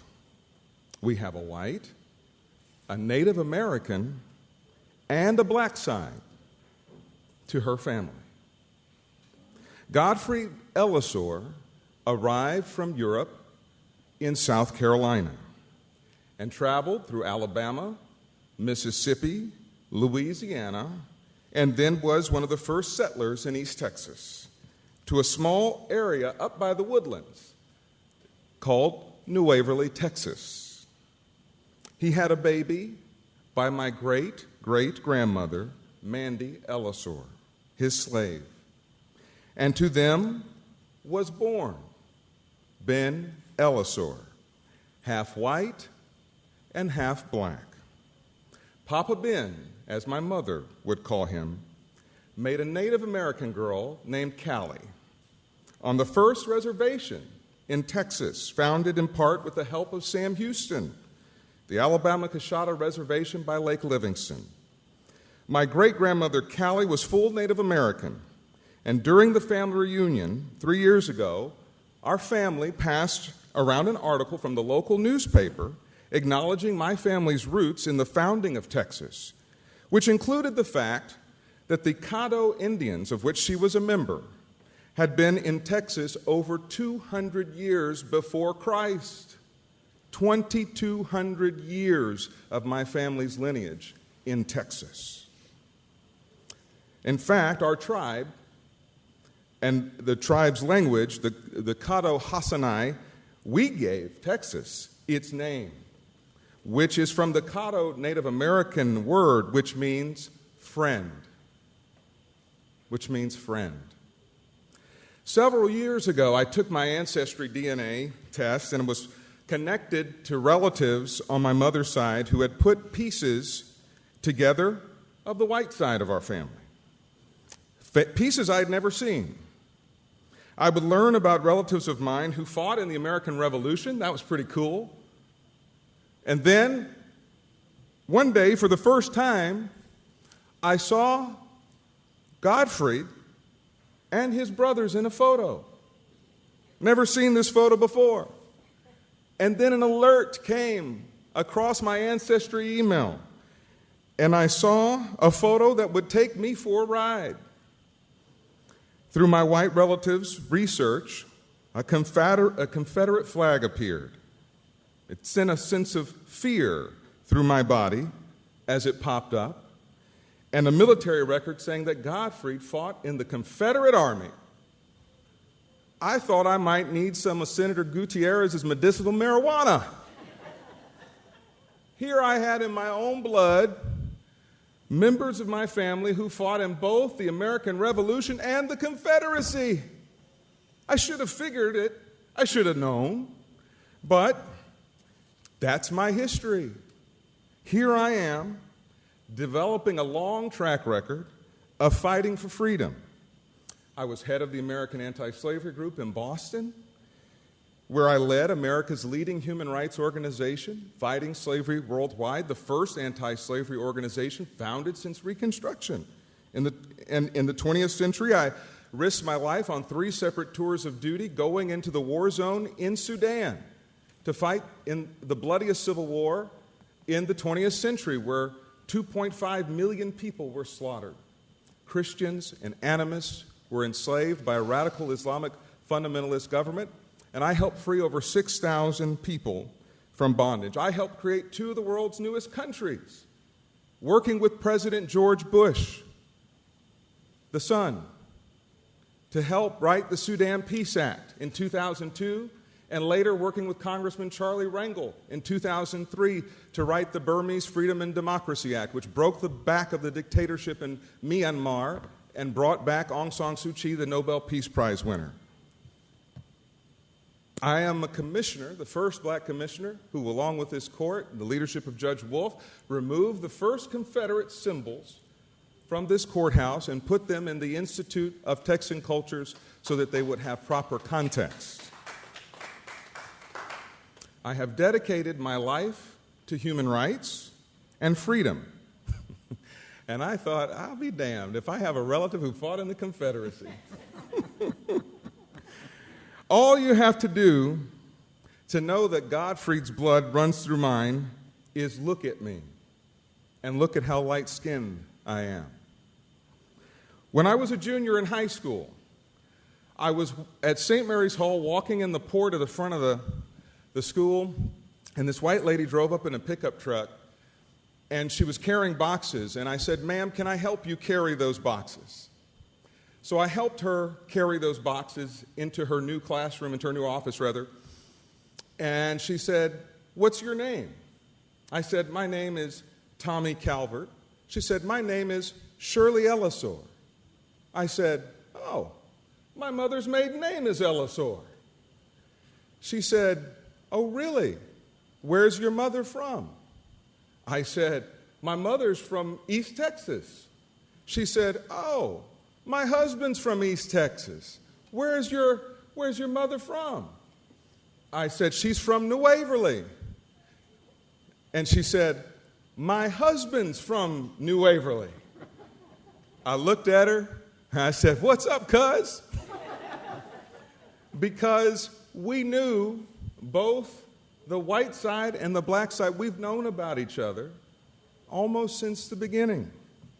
Her husband actually was the principal at Alamo Heights High School for some time.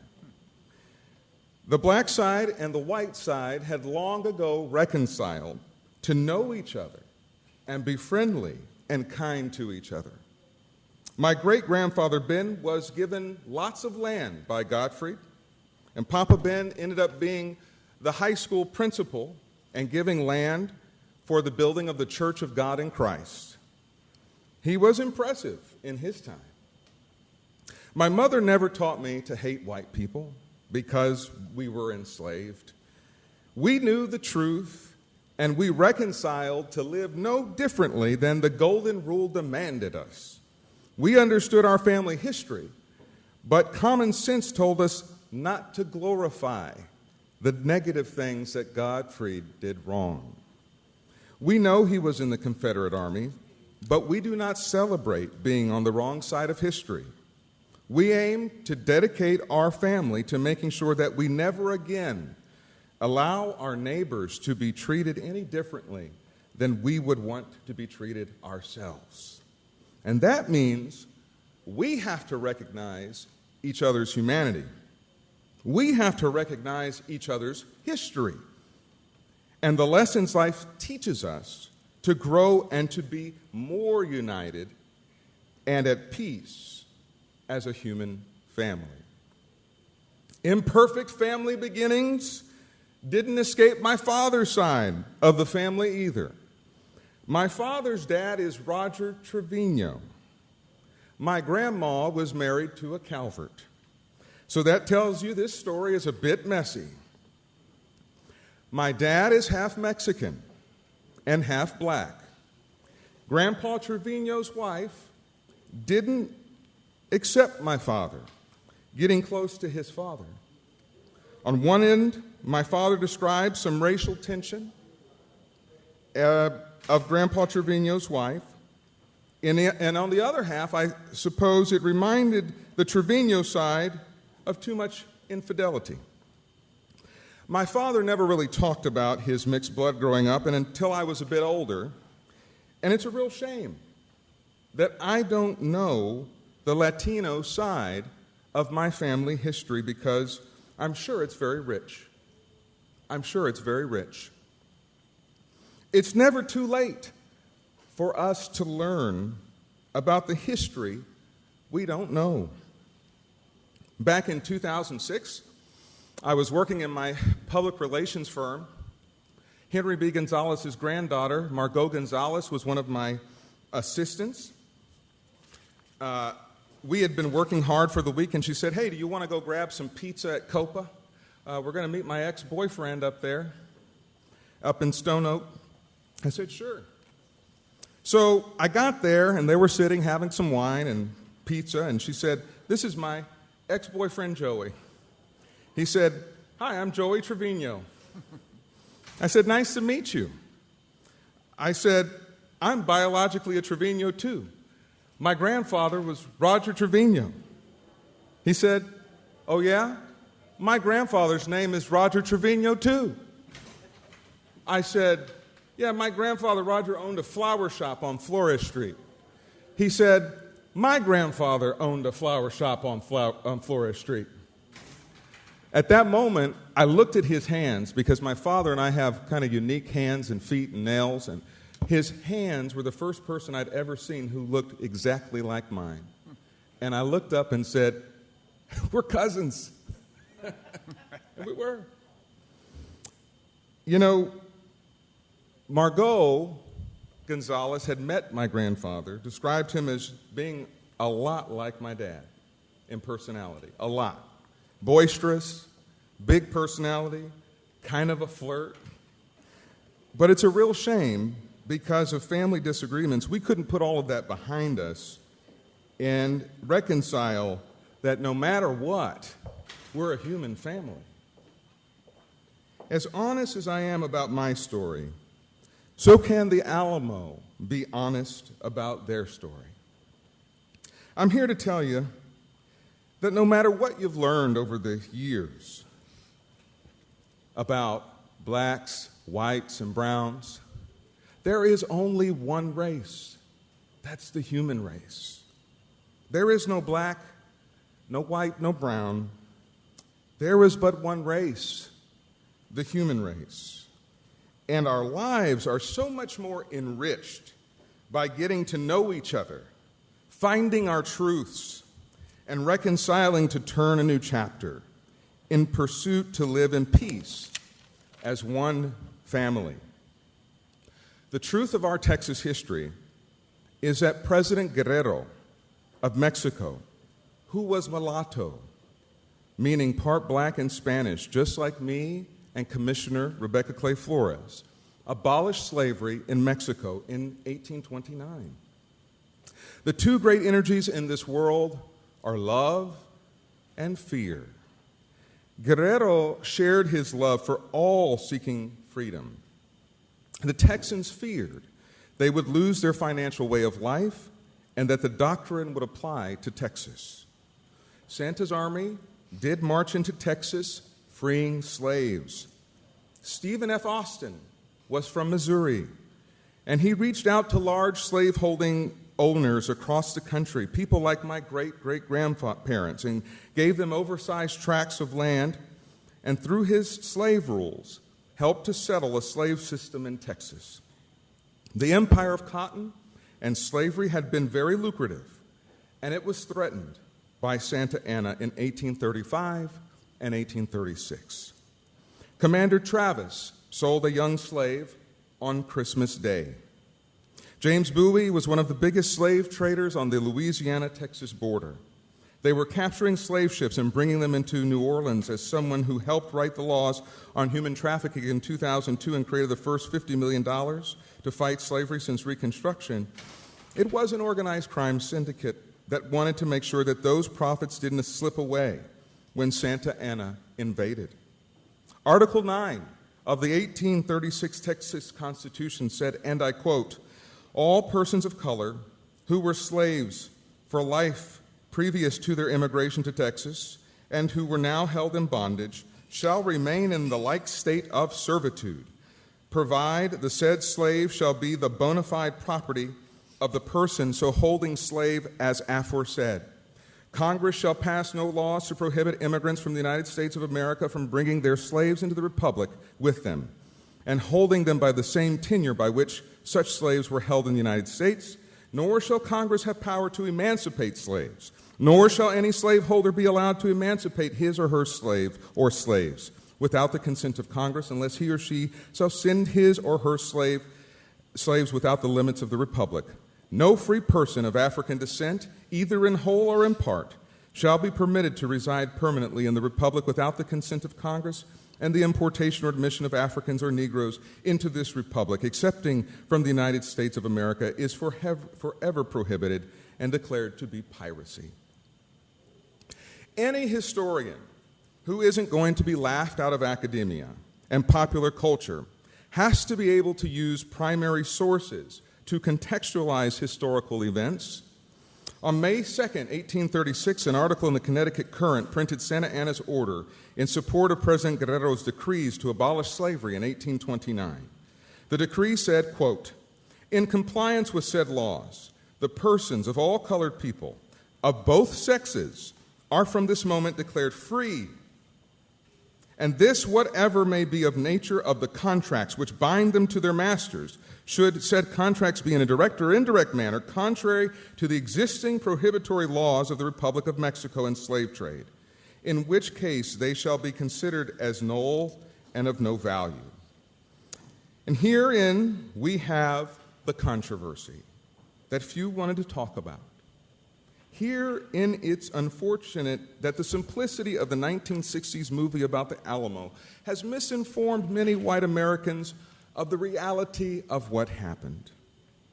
So when Kate Rogers said something that I have never heard from an Alamo director, which is, quote, "I have studied controversial historical sites and how they are dealing with changing the conversations around those sites, and that a lot of good can come about with this redevelopment plan," I had the beginning of a conversation aimed toward truth and reconciliation.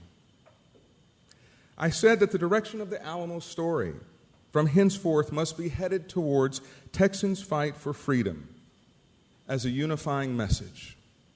I worried that the timing of the Alamo controversies would be too divisive, but knowing that you have a director willing to add historians like Professor Mario Salas, to the committee advising the Alamo Oversight Committee already on the exhibit and willing to put award-winning military historian Dr. Philip Tucker, who wrote Exodus from the Alamo, The Anatomy of the Last Stand Myth, is a major shift in the right direction of the conversation.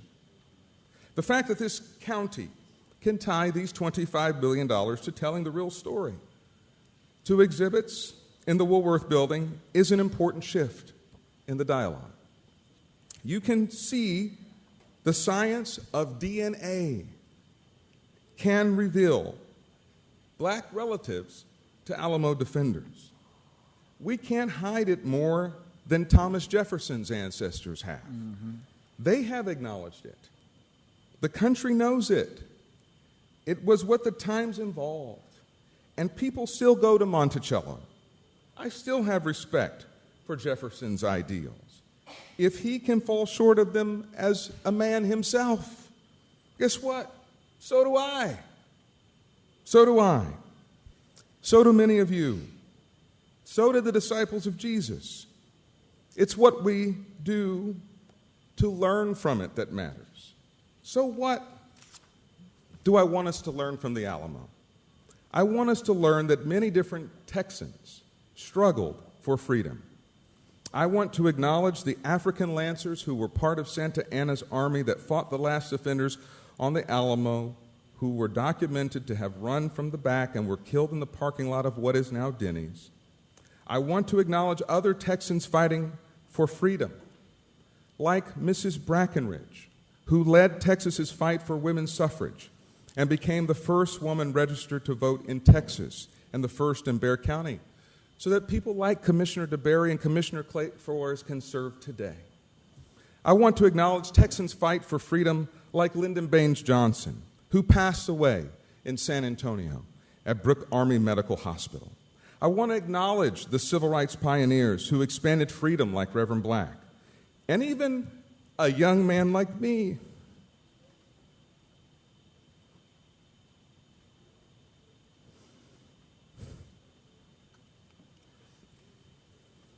Born off of Martin Luther King Boulevard, on the east side, who helped expand freedom and democracy in Sudan and Burma. So many men have caused so many wars. So I want to praise a woman like Kate Rogers, who, her integrity and smarts are what can bring this community together. She isn't alone. Women like Aranetta Pierce, Sue Pemberton, men like Tony Edwards, Mario Salas, and even Rosie Castro are willing to help her. But let's not drop the microphone when other voices are talking. I spoke earlier about two prevailing forces in the world, of love and fear.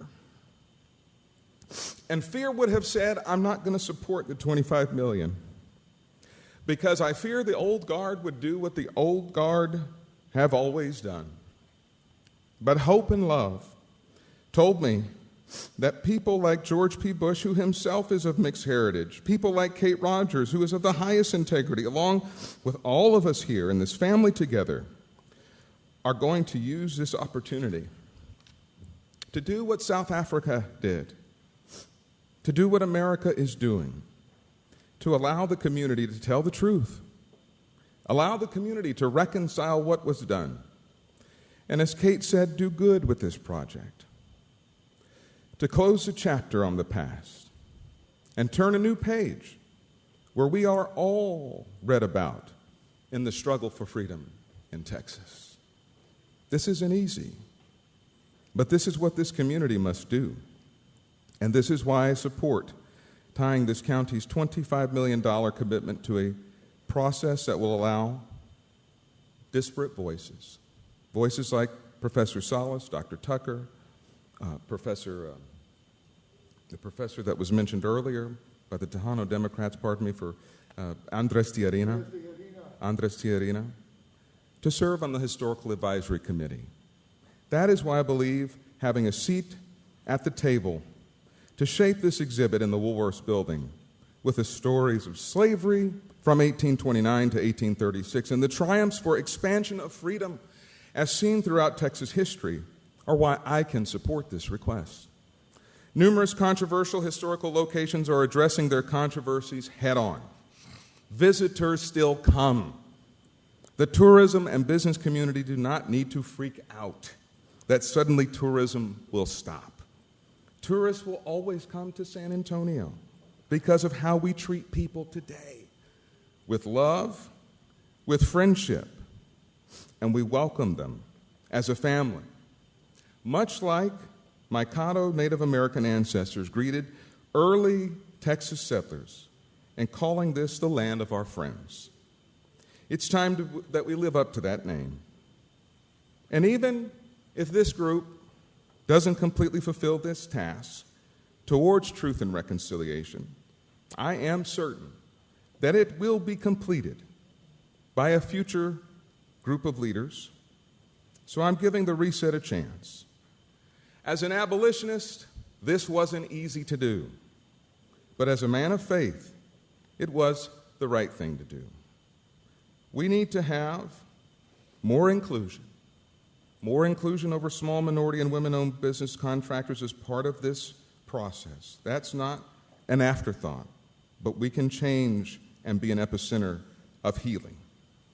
Faith, hope, and love. But of all of these, the greatest is love. Are commanded to love our neighbors as ourselves. The Alamo Trust can turn the chapter to one of family, to one of friends, and one of God in that chapel can be proud of. For the truth shall set you free. Those who are trying to engage in cancel culture where you can't teach about primary historical themes and messages are following through with un-American dictatorial cancel culture. They fear the truth. They fear that the way things are will mean that somehow they lose something. I can assure you that there is a lot more beauty to our lives when we can handle things like a family. I'm quite confident we're on the right side of history today. We may not like all the things the members of our family do, but we seek to learn to do better with the opportunities afforded to future generations. I believe that this is our reset. I believe that this is our charge. I believe the leadership to be up to the challenge. I believe our tax dollars should be tied to that charge.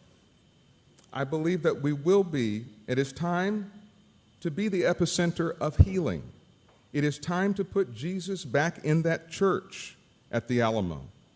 Our strength is in the truth and in light for the world to see. In light of the seditionist attack on America, we move together once again towards a more perfect union. May we leave here in peace. May we leave here, as my Caddo ancestors said, as friends, as Texans. I move that the county manager identify funding for $5 million per year for the next 5 years for the Alamo Plaza redevelopment.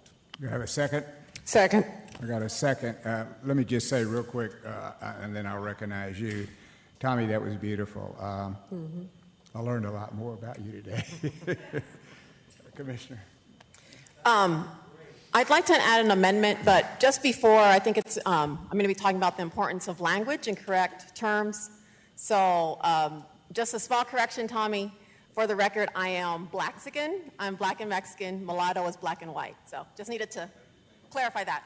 So, Judge, before the final vote, I'd like to add an amendment to the motion that the Commissioners Court have appointees on the Historical Review Board and the Alamo Trust Board in order to ensure that the accurate and complete history of the Alamo is included.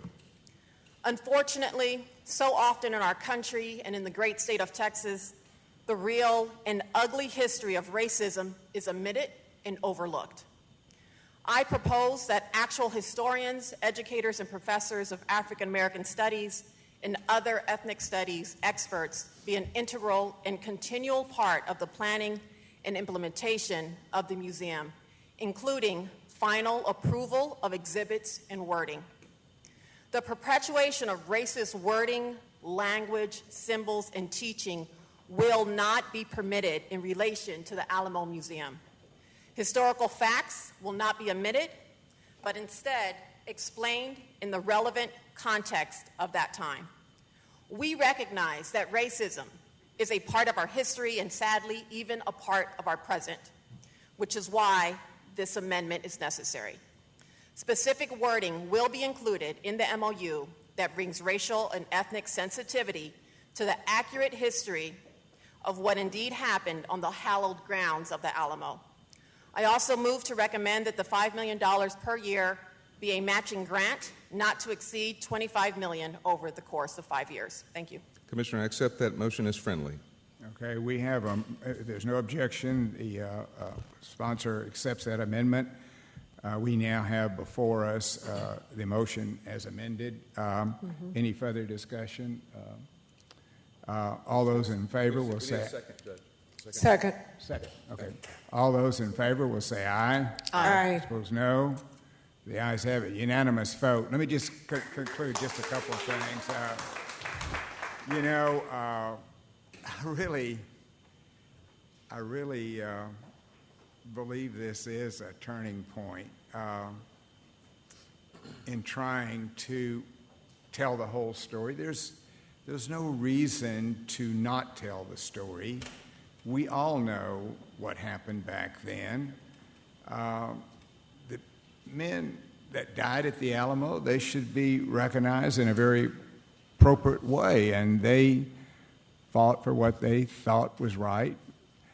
But the whole story needs to be told along with that. And this Alamo Museum has the opportunity to do that. It's nothing that we should ignore, something that we should acknowledge. This whole country, as Tommy mentioned, going all the way back to Thomas Jefferson and George Washington, they all owned slaves. And even while the North was talking about purity, they were still importing slaves into the ports of New York.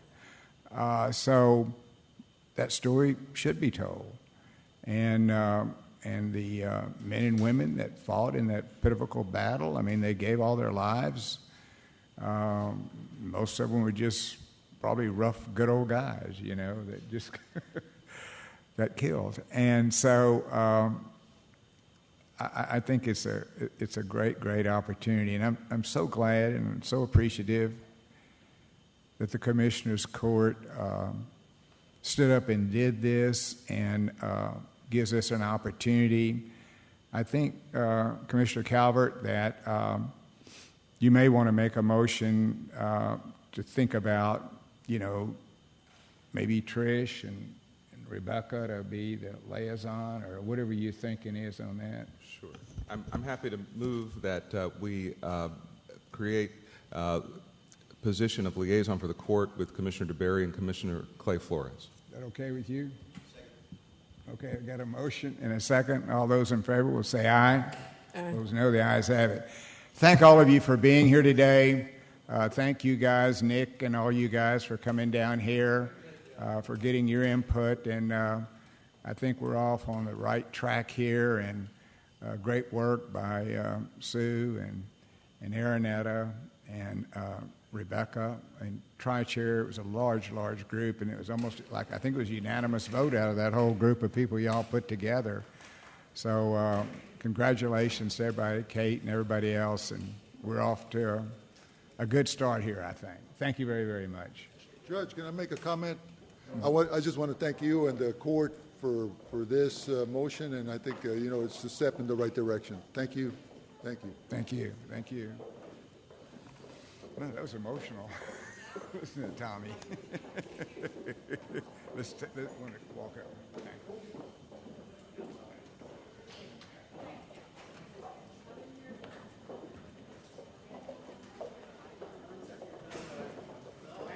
Very, very, very good.